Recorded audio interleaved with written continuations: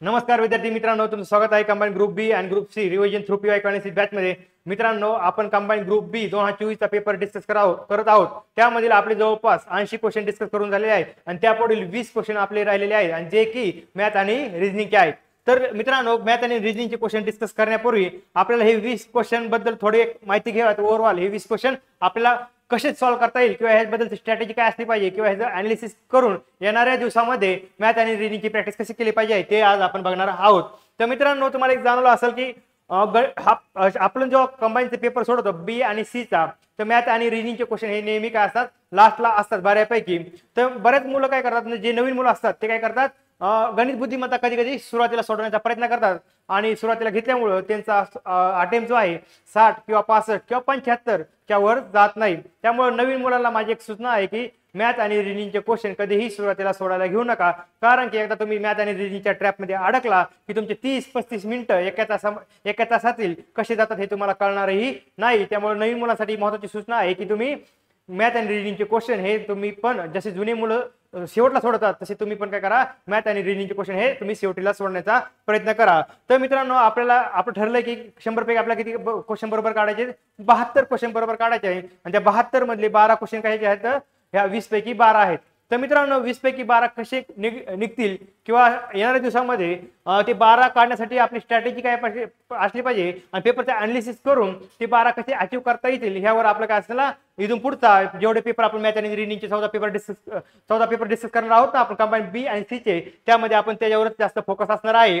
आणि मित्रांनो, मी एक क्वेश्चन डिस्कस करताना तिथे थोडंफार सोल्युशन देईल आणि कॅल्क्युलेशन काय असतील ते तुम्ही स्वतः करायचे, कारण की हे 20 क्वेश्चन आपण काय करणार आहोत, एक 1 to 1 कम्युनिकेशन सारखे सोडणार आहोत। मी तुम्हाला इथं सांगणार की हा असा सूत्र आहे आणि असा फॉर्म्युला आहे किंवा असं एक गणित किंवा हे प्रॉब्लेम सॉल्व्ह करायचा आहे आणि त्यानुसार तुम्ही कॅल्क्युलेशन करून व्हिडिओ बघायला झाल्यानंतर परत एकदा काय करा, ट्राय करा की गणितचे सोल्युशन निघतंय का त्या फॉर्म्युलेनुसार किंवा मी जे सांगितले त्यानुसार निघतंय का, किंवा तुम्हाला वैयक्तिक स्तरावर आणखी त्याच्यावर काहीतरी काम करून आणखी कसं सोपं करता येईल हे तुम्ही तुमचं बघायचं असं काम होतं की कारण मॅथ आणि रिझनिंगची प्रॅक्टिस तुम्हालाच करावं लागेल, की कारण 20 पैकी 12 ही कमीत कमी येण्यासाठी काही जादू होणार नाही, कारण की ती जादू केव्हा होईल, जेव्हा तुमची प्रॅक्टिस असेल तेव्हा, आणि ती जादू इतकी भारी होईल की ती जादू तुम्हाला 12 क्वेश्चनहून 16 क्वेश्चनवर 18 क्वेश्चनवर नेऊ शकते, कारण की मागच्या गट ब ला काही मुलांना 20 पैकी कमीत कमी 17 ते 18 क्वेश्चन होते। त्यामुळे जो आपला कटअप आहे 62.50 गेलेला दिसतो। त्यामुळं सगळ्यात महत्त्वाची गोष्ट की बऱ्याच मुलांना ह्या गणित आणि बुद्धिमत्तेची भीती वाटण्याचं कारण काय की मित्रांनो, एक्झाम जवळ आल्यानंतर फक्त ते काय करतात, थोडंफार वर काहीतरी बघतात आणि एक्झामला जातात आणि एक्झाम मध्ये त्यांना असं वाटतं की अरे हे काय आलंय, वेगळंच काहीतरी आलं मित्रांनो, ते तुम्ही केलं नव्हतं म्हणून तुम्हाला ते जमलेलं नाही। तर तुम्हाला एक स्टोरी सांगतो की मागच्या बॅचलाही मी सांगितली होती राज्य सेवा मुख्य परीक्षा GS4 पेपरच्या अनलिस्ट टायमाला। तर मी रिक्षाने येत होतो स्टुडिओला रेकॉर्डिंगसाठी आपलं लेक्चर। तर येताना एका रिक्षामध्ये आलो तर माझ्याकडे सुट्टे पैसे नव्हते, तर मी काकांना बोललो, ते वयस्कर आजोबा होते, तर त्यांना बोललो की काका माझ्याकडे सुट्टे पैसे नाहीत आणि तुम्ही काय करा, मग तुम्हाला तुमचा फोन नंबर किंवा QR कोड द्या, मी त्यावर तुम्हाला काय करतो, आपलं पेमेंट करतो। तर काकांनी काय केलं, त्यांचं ऑनलाईन अकाउंट काढलं होतं, QR कोड सगळं रेडी होतं, पण आतापर्यंत काकांनी म्हणजे लेटेस्ट काढलेलं ते अकाउंट होतं, त्यामुळे काकांनी कधी सहसा QR कोडनं किंवा फोन पे न कधी पैसे घेतले नाही। ते मला म्हणले की मी नेहमी कॅशनेच पैसे घेतो, कारण की मला ऑनलाईनचं काही कळत नाही। तर मी म्हणलो काका का, म्हणजे काय प्रॉब्लेम आहे, ते म्हणजे मला ते QR कोड कसा काढायचा हेच कळत नाही। पोरांनी सांगितलंय, नातवांनी सांगितलंय की ते QR कोड तो कसा काढायचा, पण ते माझ्या काय लक्षात राहिलं नाही, मी लक्ष दिलं नाही, मला असं वाटलं खूप अवघड आहे, म्हणून मी सहसा त्या भानगडी पडत नाही आणि फक्त मग कॅशच्या स्वरूपात मी काय करतो, आपले जे कस्टमर असतात त्यांच्याकडनं काय करतो, पेमेंट घेण्याचा प्रयत्न करतो। पण मी म्हणलं काका, म्हणून तुमचं हे नुकसान भरपूर होऊ शकते, ह्याने तुमचं नुकसान होईल ना, कारण की बरेच कस्टमर कडे काय असतं, कॅश नसते, ऑनलाईन पेमेंट असतं, त्यामुळे काय करता बरेच तुम्ही कस्टमर तुम्ही सोडून देत असाल, कारण की तुमच्याकडे काय आहे, ऑनलाईन पेमेंट आहे। तुम्ही काय करता, तुम्हाला ते असं वाटतं की खूप अवघड आहे, त्यामुळे तुम्ही स्पष्ट काय करता, कस्टमरला नकार देतात, त्यामुळे काय होतं, तुमचं नुकसान होतं। मी आमचं डिस्कशन चालू होतं तेवढं काका म्हणले, हो ना, ते माझं मी दिवसाला खूप कस्टमर सोडतो। मग काकाला म्हणलो, ही खूप साधी गोष्ट आहे, तुम्ही कशाला कस्टमर सोडता, तुम्ही काय करा, ही गोष्ट शिकून घ्या।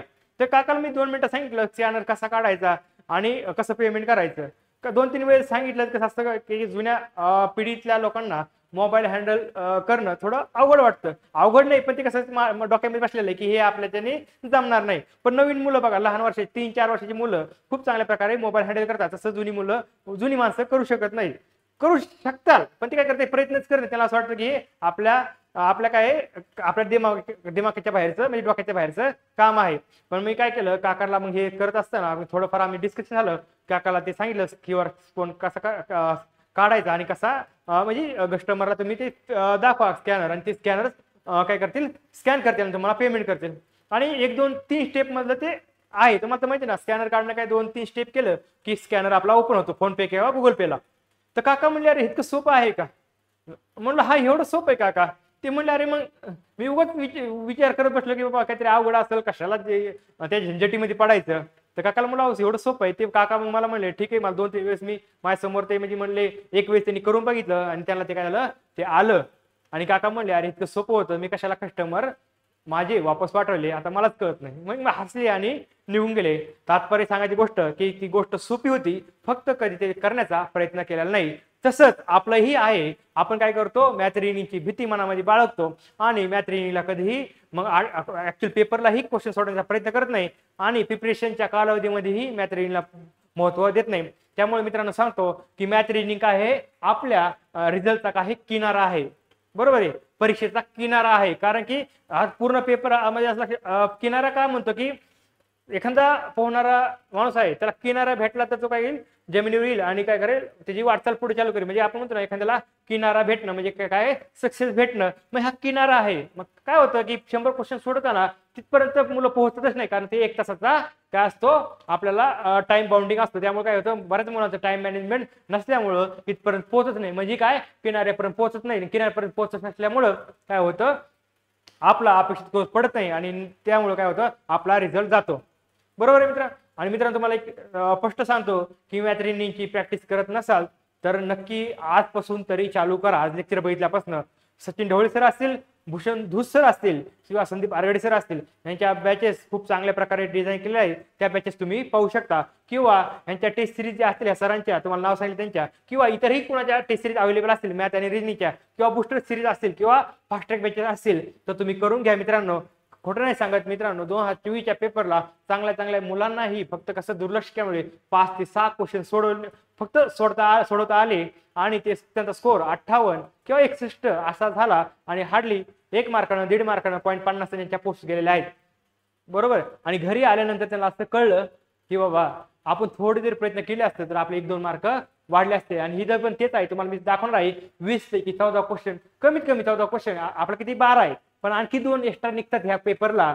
म्हणजे कसं 14 क्वेश्चन तुमचे निघू शकतात, फक्त थोडं जरी तुम्हाला मॅथ आणि रिजनिंग बद्दल अवेअरनेस असेल तर. मित्रांनो तुम्हाला सांगतोय, आजपासून, आतापर्यंत नसेल प्रॅक्टिस केली, आज लेक्चर पाहिले, आजपासून मॅथ रिजनिंगच्या प्रॅक्टिस चालू करा. वर ऍटलीस्ट प्रत्येक टॉपिकची वर इन्फॉर्मेशन तरी घ्या ना. तुम्हाला काही क्वेश्चन दाखवणार, डिस्कस करणार की फक्त फॉर्म्युला टाकला किंवा वर थोडीफार इन्फॉर्मेशन असलं तरीही उत्तर निघतं. त्यामुळे मित्रांनो तुम्हाला सांगतोय की तुम्ही ह्या वर्षी प्रॅक्टिस नाही केली तर मला सांगा तुमचा रिझल्ट म्हणजे मी 99.99% जाऊ शकतो. मला ह्या वर्षी नाही प्रॅक्टिस केली, मग तुम्हाला काय करावं लागेल, पुढच्या वर्षी प्रॅक्टिस करावं लागेल. जर रिझल्ट आणायचा असेल तर पुढच्या वर्षी प्रॅक्टिस नाही केली तर त्याच्या पुढच्या वर्षी तुम्हाला प्रॅक्टिस करावं लागेल रिझल्ट आणण्यासाठी. जोपर्यंत तुम्ही प्रॅक्टिस करणार नाही तोपर्यंत काय तुमचं रिझल्ट मध्ये नाव असण्याची शक्यता खूप खूप कमी असणार आहे. कारण की जीएसच्या जीवावर आपण आताच्या कंबाईनची कट ऑफ बघता मला नाही वाटत की आपण कट ऑफ क्लिअर करू. आता एक तुम्हाला थोडक्यात सांगतो की 2 रूल्स आहेत. संदीप आरगडे सरांच्या टेलिग्राम चॅनलवर मी पाहिलं होतं की मीम्स होतं किंवा आपलं जे धूम पिक्चर होता जॉन अब्रामचा जुना, त्याच्यामध्ये असं होतं की बाबा त्याचे ते म्हणत त्याचे 2 रूल होते. ते चोरी करायचा ना, त्याचे काहीतरी 2 रूल होते किंवा 2 प्रिन्सिपल होते, तो पाळायचा. तसं आपल्यामध्ये कसं आहे लक्षात ठेवा मित्रांनो की ते 2 रूलचा नियम बनवलाय मीमच्या स्वरूपात. मीम्स असतात ना त्या स्वरूपात. त्या पहिला रूल असा आहे की जर तुम्हाला रिझल्ट मध्ये राहायचं असेल, जर तुम्हाला रिझल्ट मध्ये राहायचं असेल तर तुम्हाला दररोज मॅथ अँड रिजनिंगची प्रॅक्टिस करावी लागेल. हा पहिला रूल आहे. आणि दुसरा रूल हे की पहिला रूल तोडायचा नाही. म्हणजे पहिला रूल काय आहे की दररोज मॅथ अँड रिजनिंगची प्रॅक्टिस करणे, आणि दुसरा रूल आहे की पहिला रूल न तोडणे. एवढं जरी दररोज पाळलं तरी मित्रांनो मी सांगतो कमीत कमी 12 क्वेश्चन तुम्ही इथून अचीव करून तुम्ही 100% येणाऱ्या कंबाईन ग्रुप बी ला आणि ग्रुप सी ला 65+ आरामात जाल, हा माझा विश्वास आहे. ठीक आहे मित्रांनो, तर आज आपण जनरल डिस्कशन केलं. तर आता पुढे आणखी काही गोष्टी असतील, स्ट्रॅटेजी, अनालिसिस, टाइम मॅनेजमेंट, हे आपण डिस्कस करत राहणार आहे. आज थोडंफार ह्याच्यावर डिस्कस करू आणि नंतर जसं वेळ भेटेल त्यावर आपण डिस्कस करणार आहोत. तर मित्रांनो सगळ्यात महत्त्वाचं मॅथ आणि रिजनिंगचं जर क्वेश्चन सॉल्व्ह करायचे असेल तर सगळ्यात महत्त्वाचे 3 पॉईंट लय महत्त्वाचे आहेत. कोणते? पहिला पॉईंट असा की दिले काय आहे आणि काढायचे काय आहे. काय दिलं आहे आणि काढायचं काय आहे हे पहिलं कळलं पाहिजे गणित आणि बुद्धिमत्ताच्या प्रश्नामध्ये. त्यामुळे तुम्हाला म्हणतो ना की खूप शांत डोकं लागतं त्यावेळेस ह्या गोष्टी कळतात की दिलं काय आहे आणि काढायचं काय हे पहिला नियम आहे. काय म्हणतो मित्रांनो? दिले काय आहे आणि काढायचं काय आहे हे कळलं पाहिजे. आणि दुसरं महत्त्वाचं म्हणजे त्यामधील कीवर्ड्स. काय कीवर्ड्स? दुसरं काय आहे? त्यातले कीवर्ड्स क्वेश्चन मधले काढता आले पाहिजे. त्यामुळे काय होतं तुम्हाला कन्फ्युज होत नाही. म्हणजे उत्तर प्रश्न काय विचारलाय आणि त्यानुसार तुम्हाला काय करता येतं? उत्तर देता येतं. बरेच वेळा असं की जे असतं ना वयवारी असेल नातेसंबंध असेल 5 वर्षापूर्वीचे वय होते आजचे वय काय 5 वर्षानंतर काय आपण कधी सोल्युशन काढताना आपल्याला आजचं वय भेटतं आणि आपण डायरेक्ट ते आजचं वय टिक करून उत्तर टिक करून घरी येतो आणि घरी आल्यावर कळतं अरे आजचं वय आपण काढलं ते पर्यायामध्ये होतं ते बरोबर होतं पण प्रश्नामध्ये शेवटी दिलं की आपला 5 वर्षानंतरचं वय काढायचं होतं. आपलं आजच्या वयामध्ये 5 वर्षे ऍड करून उत्तर द्यायचं होतं हे आपल्याला नंतर कळतं. त्यामुळं presence of mind conscious of mind आपला कॉन्शियस माइंड आपला खूप जागा पाहिजे. ते अनकॉन्शियस राहून चालणार नाही. म्हणजे आपण काय करायचंय कीवर्ड्सवर आपला भर पाहिजे. त्यामुळे सिली मिस्टेक होणार नाही. आणि इमॅजिनेशन पॉवर ही पाहिजे. म्हणजे नातेसंबंधामध्ये असतं ना रामूची बहीण ह्याची मावशी आहे श्यामची मावशी आहे श्यामची मावशी त्याची काकी आहे काकीचे आजोबा श्यामचे चुलते आहेत असे काहीतरी असतं. हे तुम्हाला इमॅजिनेशन करता आलं पाहिजे. प्रत्येक क्वेश्चनला पर्सेंटेजचे क्वेश्चन असतात. नफा तोटा किती झाला 10% नफा झाला 20% तोटा झाला. मग ते इमॅजिनेशन करून तुम्ही कसं म्हणजे अशा काही गोष्टी ना गणित बुद्धिमत्तामध्ये इमॅजिनेशन जेवढं चांगलं होईल तेवढं तुम्हाला कसं होतं प्रश्नाच्या उत्तरापर्यंत जाणं सोपं होतं आणि प्रश्न समजण्यास तुम्हाला सोपं म्हणजे प्रश्न समजण्यास तुम्हाला खूप असं किचकटपणा वाटत नाही. प्रश्न असा अलगद तुम्हाला समजून येतो. त्यामुळे काय लक्षात ठेवा दिले काय आहे आणि काढायचं काय आहे हे माहित पाहिजे. आणि दुसरं म्हणजे कीवर्ड्स आपल्याला त्यातले काय आहे ते एक महत्त्वाचं कीवर्ड्स वर जास्त फोकस पाहिजे. आणि दुसरं म्हणजे इमॅजिनेशन पॉवर गणित बुद्धिमत्ता सोडवताना स्ट्रॉंग पाहिजे. म्हणजे जास्त असं डोक्यामध्ये विचार चालले पाहिजे. त्यासाठी तुम्ही काय करा प्रॅक्टिस असली पाहिजे. प्रॅक्टिस झाल्यानंतर ह्या गोष्टी आपल्यामध्ये आपोआप डेव्हलप होतात. आणि एक्झामला महिना राहिलाय किंवा 1.5 महिना राहिलाय किंवा 15 दिवस राहिले थोडी जरी प्रॅक्टिस केलं तरी बऱ्याच आपले 12 जे क्वेश्चन काढण्यापुरतं ह्या सगळ्या गोष्टी डेव्हलप होऊ शकतात. का तुम्ही आता 15 दिवसात कसं डेव्हलप होणार? मित्रांनो पहिली ते 12वी आपण गणित शिकलो नंतर ग्रॅज्युएशन झालं काही त्यानंतर पोस्ट ग्रॅज्युएशन झालं परत एमपीएससी करायला कमीत कमी 2 ते 4 वर्ष दिले. मग बेसिक गोष्टी तर माहिती आहेत ना आपल्याला. फक्त काय करायचं आपल्याला फक्त ओझरती नजर टाकून किंवा त्यातलं फक्त रिवाइज करून किंवा त्यातले प्रॉब्लेम काय सोल्युशन काय आहेत किंवा प्रॉब्लेम कसे विचारले एवढं जरी पाहिलं तर आपल्याला कमीत कमी 12 क्वेश्चन 20 पैकी निघू शकतात. अशा प्रकारे हे 3 पॉईंट महत्त्वाचे डिस्कस केले. आणि दुसरं महत्त्वाची गोष्ट आहे मित्रांनो की पाठ आपल्याला जे तुम्हाला जे म्हणलं की आपल्याला बेसिक कॅल्क्युलेशन करण्यासाठी किंवा मॅथचे क्वेश्चन सेन्स वरती सोडवण्यासाठी किंवा एखादा किचकट प्रश्न सोडवण्यासाठी आपल्याला काही ऍप्लिकेशन बेस्ड प्रश्न सोडवण्यासाठी काही बेसिक ज्या गोष्टी लागतात जे टॉपिक लागतात त्याची मी तुम्हाला लिस्ट सांगतो आणि ते टॉपिक तुम्ही प्रायोरिटी बेसिसवर अगोदर केले पाहिजेत. म्हणजे कसं की मूलभूत अंकगणित म्हणजे तुम्हाला बेरीज वजाबाकी अपूर्णांकाचे गुणाकार भागाकार किंवा असे जे असतं ना करणी किंवा हे जे दिलेलं असतं ना किंवा बेसिक पाडेपाठ असणं गरजेचं आहे किंवा आपले जे सूत्र असतात किंवा पुढे आपण येणारच आहे की बेसिक सूत्र असतात नफा तोटा किंवा सरळ व्याज कसं काढायचं किंवा एखादं जे आपलं कामव्यक्त सूत्र असतं ते एक बघायचं किंवा आपलं जे पाहिलं किंवा हे आणखी काय म्हणता येईल तुम्हाला की आपलं जे हे शेकडेवारी असेल पर्सेंटेज असेल आणि पर्सेंटेज कसं काढलं जातं पर्सेंटेज म्हणजे काय किंवा 50% म्हणजे आता समजा 50% म्हणजे किती तर 50/100 म्हणजे 0.5 50% म्हणजे 0.5 हे बेसिक कॅल्क्युलेशन अशा गोष्टी कळल्या पाहिजेत. म्हणजे मला ह्याला म्हणतात मूलभूत अंकगणिती क्रिया तुम्हाला माहित पाहिजेत. दुसरं आहे शेकडेवारी हा टॉपिक तुम्हाला माहित पाहिजे. सरासरीचा टॉपिक माहित पाहिजे. गुणोत्तर प्रमाण माहित पाहिजे. लसावी आणि मसावी हा टॉपिक माहित पाहिजे. आणि भूमितीयमध्ये काय आयताचं क्षेत्रफळ कसं काढलं जातं चौरसचं क्षेत्रफळ कसं काढलं जातं परीघ कसा काढला जातो किंवा हे बेसिक भूमितीय ज्या फॉर्म्युले आहेत किंवा ज्या आकृत्या आहेत डायग्राम आहे त्याचे क्षेत्रफळ कसे काढलं जातं त्याची फॉर्म्युले तुम्हाला माहित पाहिजेत. हे बेसिक इन्फॉर्मेशन तरी माहित पाहिजे भूमितीची. आणि सांख्यिकी मधले चार्ट्स असतात फ्लो चार्ट्स असतात किंवा डायग्राम असतात त्यातनं माहिती एक्स्ट्रॅक्ट करून म्हणजे बाहेर काढून त्याचं ऍप्लिकेशन बेस कसं उदाहरणं सोडवले जातात त्याचंही आपल्याला पुढं काय आणि त्याचंही बेसिक माहित असेल तर असे क्वेश्चन तुम्हाला सोडवता येतील. म्हणजे महत्त्वाचं काय की आपलं मूलभूत अंकगणित चांगलं पाहिजे, शेकडेवारीचा हा टॉपिक चांगला पाहिजे, सरासरीचा पाहिजे, गुणोत्तर व प्रमाणचा पाहिजे, लसावी मसावी पाहिजे आणि भूमिती आणि सांख्यिकी. हे 7 जे टॉपिक दिलेले आहे हे तर बेसिक तुम्हाला माहित पाहिजे, कारण की ह्या बेसिक्सवरच अप्लाइड बेस जे पुढचे टॉपिक आहेत कोणते, रेल्वे, काळ काम वेग, नफा तोटा, वैवारी, नातेसंबंध, सिलोजिझम, पदावली, मिश्रणे, घड्याळे आणि दिनदर्शिका हे काय करतात, ह्याच्या बेसिसवर हे सोडवता येतात. मग तुम्हाला हे आधी बेसिक माहित असल्यानंतर हे ऍप्लिकेशन बेसवर सोडवता येतं. त्यामुळे तुम्हाला तो बेसिक गोष्टी क्लिअर करण्याचा प्रयत्न करा. त्या बऱ्यापैकी येतात, फक्त बघितलं की एखादा क्लास केला तरी तुम्हाला ते कळून येईल. आणि दुसरे महत्त्वाचे टॉपिक कोणते मित्रांनो, रेल्वे आहे, काळ वेग आहे, नफा तोटा आहे, वैवारी आहे, नातेसंबंध आहे, सिलोजिझम आहे, पदावली आहे, मिश्रण आहे, घड्याळ आणि दिनदर्शिका. म्हणजे 10 टॉपिक, हे किती, हे 7 बेसिक टॉपिक आणि हे 10 टॉपिक तुम्हाला आलेच पाहिजेत. आणि हे 7 टॉपिकच्या जीवावर हे 10 टॉपिक सोडवता येतात. म्हणजे तुम्हाला हे 10 टॉपिक जर चांगले झाले तर मला सांगा 10 च्या जीवावर 12 20 पैकी 12 100% निघतात. एवढे जरी टॉपिक एक्झामच्या पिरियडमध्ये केले, सर्व केले तर उत्तमच, पण ऍटलीस्ट मिनिमम एवढे तुम्ही टॉपिक येणाऱ्या दिवसामध्ये करून घ्या.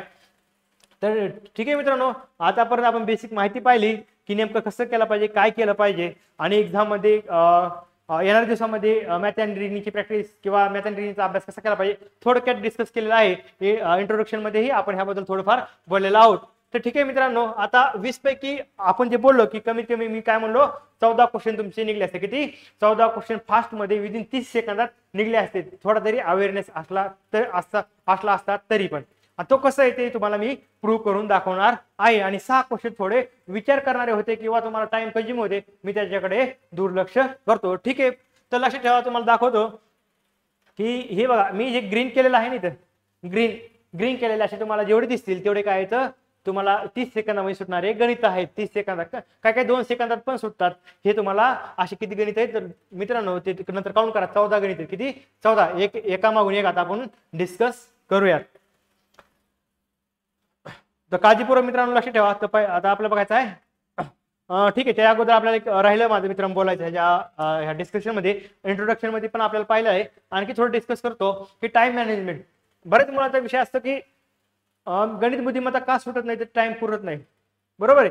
तर मित्रांनो माझा असं एक, तुम्ही जर मॉक पेपर सोडवले किंवा मॉक पेपर ऍक्च्युली हॉल पुण्यामध्ये असाल तर बऱ्याच ठिकाणी टेस्ट सिरीज अवेलेबल आहे, त्या की शाळेमध्ये घेतात. माझं वैयक्तिक मत आहे थोडा वेळ जातो, ठीक आहे, मान्य आहे. मित्रांनो तुम्ही मॉक पेपर जर ऍक्च्युअली शाळेमध्ये जाऊन किंवा हॉलमध्ये जाऊन जर पेपर दिले तर तुम्हाला तिथे सिरियसनेस येतो. आणि त्या सिरियसनेसमुळे काय करता तुम्ही, तुमचा प्रोजेक्ट ऑफ माइंड म्हणा किंवा तुमचं एक्झाम बद्दलचा अप्रोच म्हणा खूप चांगला पॉझिटिव्ह अप्रोच तयार होतो. आणि अभ्यासामध्येही त्याचा आपोआप तुमच्या दैनंदिन अभ्यासाच्या रुटीनमध्ये त्याचा फायदा होतो. त्यामुळे माझं वैयक्तिक मत आहे, जर पुण्यामध्ये असाल तर कोणतीही आता टेस्ट कोणाचं म्हणजे रयतची असेल किंवा आपले रेवंत सरांची असेल किंवा स्टेप दिलीप खाडेकर सरांची असेल, ह्या सगळ्यांचे टेस्ट सिरीज एका शाळेमध्ये घेतले जातात. मग माझं असं म्हणणं आहे की आपण पुण्यामध्ये असून जर टेस्ट सिरीज जात नसेल मग पुण्यामध्ये थांबताय कशाला, जावा ना घरी अभ्यास करायला. पुण्यामध्ये राहून पुण्यातल्या ह्या गोष्टींचा जर तुम्ही उपयोग करून घेत असेल तर मग गावाकडला अभ्यास करणारा मुलगा आणि तुम्ही काय फरक आहे. तुम्हाला काहीतरी वेगळं भेटेल मग तुम्ही एवढा खर्च करता महिन्याला 10-12 हजार. तर माझं वैयक्तिक मत आहे टाइम ऍडजस्ट करा. 4-5 पेपर ऍटलिस्ट तिथे हॉलमध्ये जाऊन द्या आणि बाकीचे पेपर मॉक पेपर जे आहेत झेरॉक्स काढून घरी ऍटलिस्ट एक्झामच्या अगोदर 15 ते 20 पेपर सॉल्व्ह करा. कमीत कमी किती, 15 ते 20 पेपर तुम्ही सॉल्व्ह झाले पाहिजे मॉक पेपर. आणि मॉक पेपर मध्ये मी काय म्हणतो 10 जरी मार्क आले किंवा 100 जरी आले टेन्शन घ्यायचं नाही. 10 आले म्हणून टेन्शन घ्यायचं नाही, 100 आले म्हणून उड्या मारायच्या नाही. टेस्ट सिरीज हे टेस्ट सिरीज असते. टेस्ट सिरीज मध्ये टाइम मॅनेजमेंट, स्ट्रेस मॅनेजमेंट आणि सगळ्यात महत्त्वाची गोष्ट म्हणजे तुमचा अप्रोच किंवा तुमचं एक्झामचा बघण्याचा दृष्टिकोन कसा आहे ते चेक करण्यासाठी टेस्ट सिरीज देणं गरजेचं आहे. किंवा घरी जर काही मुलं गावाकडे असतील तर त्यांनी काय करायचं, आपल्या 1 तास घड्याळ लावून एखाद्या खोलीमध्ये किंवा जिथं असाल तिथं एक तास जिथं डिस्टर्ब होणार नाही तिथे तुम्ही काय करा, पेपर सोडवण्याचा प्रयत्न करा. ठीक आहे मित्रांनो, तर असे लक्षात ठेवा की आपल्याला क्वेश्चन कसे असतात गणिताचे पण इझी असतात, मॉडरेट असतात म्हणजे मध्यम स्वरूपाचे अवघड असतात किंवा काही खूप अवघड असतात. तर माझं असं म्हणणं आहे की इझी ते मॉडरेट जे क्वेश्चन असतात किती असतात, 12 ते 16 असतात. किती, 12 ते 16 आणि 3-4 क्वेश्चन अवघड असतात. 12 ते 16 मधून कमी कमी आपल्याला 12 निघू शकतात किंवा जास्तीत जास्त 16 पण निघू शकतात. त्यामुळे टेन्शन घेऊ नका मित्रांनो, आपल्याला कमीत कमी 12 तर निघतातच. आणि टाइम कसा आहे ते लक्षात ठेवा मित्रांनो. तर लक्षात ठेवा आपल्याला 60 सेकंद असतात. सॉरी 60 मिनिट असतात. 60 मिनिटांमधून आपले 10 मिनिटं आन्सर की गोल करणं आणि इतर ऍक्टिव्हिटी जास्त साईन करणं किंवा प्रेझेंटी लावणं ह्याला 10 मिनिटं जातातच. बरोबर आहे. ते 10 मिनिटं सोडून द्या, आपल्याकडे किती राहतात? 50 मिनिटं राहतात. 50 मिनिटं मित्रांनो 40 मिनिटं तुम्ही GS ला द्या आणि 10 मिनिटं कोणाला द्या? मॅथ आणि रिजनिंगला द्या. सफिशियंट वेळ आहे. हे कधीच मला सांगा मित्रांनो, मागच्या कंबाईन ग्रुप बी ला तुम्ही जर कोणाचे मित्र असेल तर विचारा, किंवा काही मुलांचे जर सरांना तुम्ही फोन करून विचारला की तुमच्या बॅचला काही मुलं होते, अशी मुलं होते का ज्यांना 70+ मार्क होते, तर ते म्हणणार 70 काय फार 72, 73, 74 पर्यंत गेलेली मुलं होते. मला सांगा त्याच 1 तास त्याला काय एक तासाच्या ऐवजी 2 काय 3 घंटे दिलेत का? 1च तास दिलेला आहे ना. मग मला सांगा त्यांना जर 72 पडताय, मग तुम्हाला का मी म्हणतो 65 तर पडू शकत ना. मग माझं असं म्हणणं आहे की आपण मॅथ रिजनिंगकडे दुर्लक्ष करतो, टाइम मॅनेजमेंटकडे दुर्लक्ष करतो. टाइम मॅनेजमेंट दुर्लक्ष काय होतं की आपण मॉक पेपर सोडत नाही. मॉक पेपर सोडत नसल्यामुळे आपलं टाइम मॅनेजमेंट सगळा बोजारा उडतो ना, त्याचा पूर्ण बाजार उठतो टाइम मॅनेजमेंटचा. त्यामुळे टाइम मॅनेजमेंटचा बाजार उठू द्यायचा नसेल तर लक्षात ठेवा इझी, मॉडरेट आणि हार्ड. तर लक्षात ठेवा आपल्याला काय करायचं, इझी, मॉडरेट आणि हार्ड क्वेश्चन असणार आहेत. तर लक्षात ठेवा हे मॅथ अँड रिजनिंगच्या बद्दल होतंय. आपल्याकडे 40 मिनिटं हे आपले काय जाणार आहेत? GS चे क्वेश्चन सोडायला जाणार आहेत. History, geography, polity, economics, current affair यांचे क्वेश्चन सोडायला जाणार आहेत. आणि उरलेले जे 10 मिनिटं आहेत आपल्याला मॅथ रिजनिंगसाठी राहणार आहेत आणि 10 मिनिटं हे आन्सर की साठी लागणार आहेत. तर 10 मिनिटाचा टाइम टेबल कसा असला पाहिजे लक्षात ठेवा मित्रांनो. 30 सेकंद रूल लक्षात ठेवा. किती? 30 सेकंद रूल. सोपे जे क्वेश्चन असतात ना, बघितलं की सुटतात ते किती? 30 सेकंडच्या कमी सुटतात. आपण काय म्हणतो 30 सेकंद तरी लागू शकतात एका सोप्या क्वेश्चनला. मग 30 सेकंद जर तुम्ही लक्षात ठेवा 30 सेकंद पर क्वेश्चन जर 30 सेकंद सोडवले तर 4 मिनिटांमध्ये तुमचे किती मित्रांनो? 8 क्वेश्चन सोडून होऊ शकतात. किती? कॅल्क्युलेशन करा तुम्हाला कळलं. 30 सेकंदामध्ये काय 30 सेकंदाच्या रूल म्हणजे 30 सेकंदला एक क्वेश्चन म्हणजे अर्ध्या मिनिटाला एक क्वेश्चन म्हणजे एका मिनिटाला 2 क्वेश्चन आणि 4 मिनिटाला 8 क्वेश्चन तुमचे सोडून होऊ शकतात. सोपे क्वेश्चन इझी आणि मॉडरेट वाले पण सोडून होऊ शकतात. मॉडरेट वाले बाजूला ठेवा, पण इझी 7-8 क्वेश्चन असतात ते तुम्हाला सुटू शकतात, जे तुम्हाला आता मी दाखवणारच आहे. म्हणजे किती? 30 सेकंद रूल लक्षात ठेवा. एका मिनिटामध्ये 2 क्वेश्चन म्हणजे अर्ध्या मिनिटात 30 सेकंद म्हणजे अर्ध्या मिनिटाला 1, एका मिनिटाला 2 आणि 4 मिनिटाला 8 क्वेश्चन आमचे सॉल्व्ह झाले. काही मित्रांनो सॉल्व्ह हे बघा तुम्ही प्रॅक्टिस करताना हे तुम्हाला जाणवल. आणि दुसरं म्हणतो की आणखी किती आपल्याला सोडायचे? 8 सोडून झाले ना. 4 मिनिटामध्ये 8 क्वेश्चन सोडून झाले. इकडे तिकडे थोडाफार टाइम जातो म्हणून आम्ही थोडा एक्स्ट्रा 1 मिनिट दिला म्हणून आम्ही 5 मिनिटांमध्ये आमचे 8 क्वेश्चन सॉल्व्ह करून झाले, जे की इझी होते. आता मॉडरेट क्वेश्चन आम्हाला किती सोडायचे? 4 क्वेश्चन सोडायचे. इझी किती होते? 8 होते आणि मॉडरेट वाले किती होते? 4 सोडायचे आहेत. मग 4 किती? एका मिनिटाला 1 आणि 4 मिनिटाला 4. किती? एका मिनिटाला 1 आणि 4 मिनिटाला 4. असे किती? हे 4 क्वेश्चन सुरू झाले आणि एखादा मिनिट इकडे तिकडे होतो म्हणून इथे आपण 1 मिनिट वाढवू म्हणजे 5 मिनिटांमध्ये 4. म्हणजे पहिल्या 5 मिनिटांमध्ये आपल्याला किती सोपे क्वेश्चन किती? 8 सोडायचे आहेत आणि दुसऱ्या 5 मिनिटाला मॉडरेट म्हणजे मध्यम स्वरूपाचे अवघड आहेत ते किती सोडायचे आहेत? 4 सोडायचे आहेत. असे एकूण आपले 12 क्वेश्चन सॉल्व्ह करून होऊ शकतात. हे तुम्हाला आता प्रूफ करून दाखवणार आहे. 12 पेक्षा जास्तही जातात. अशा प्रकारे हे डिस्कस केलेलं आहे. वेळोवेळी आपण आणखी डिस्कस करणार आहोत. तर ठीक आहे, आता ऍक्च्युअली पेपर आपण सुरुवात करूयात. एकच मिनिट.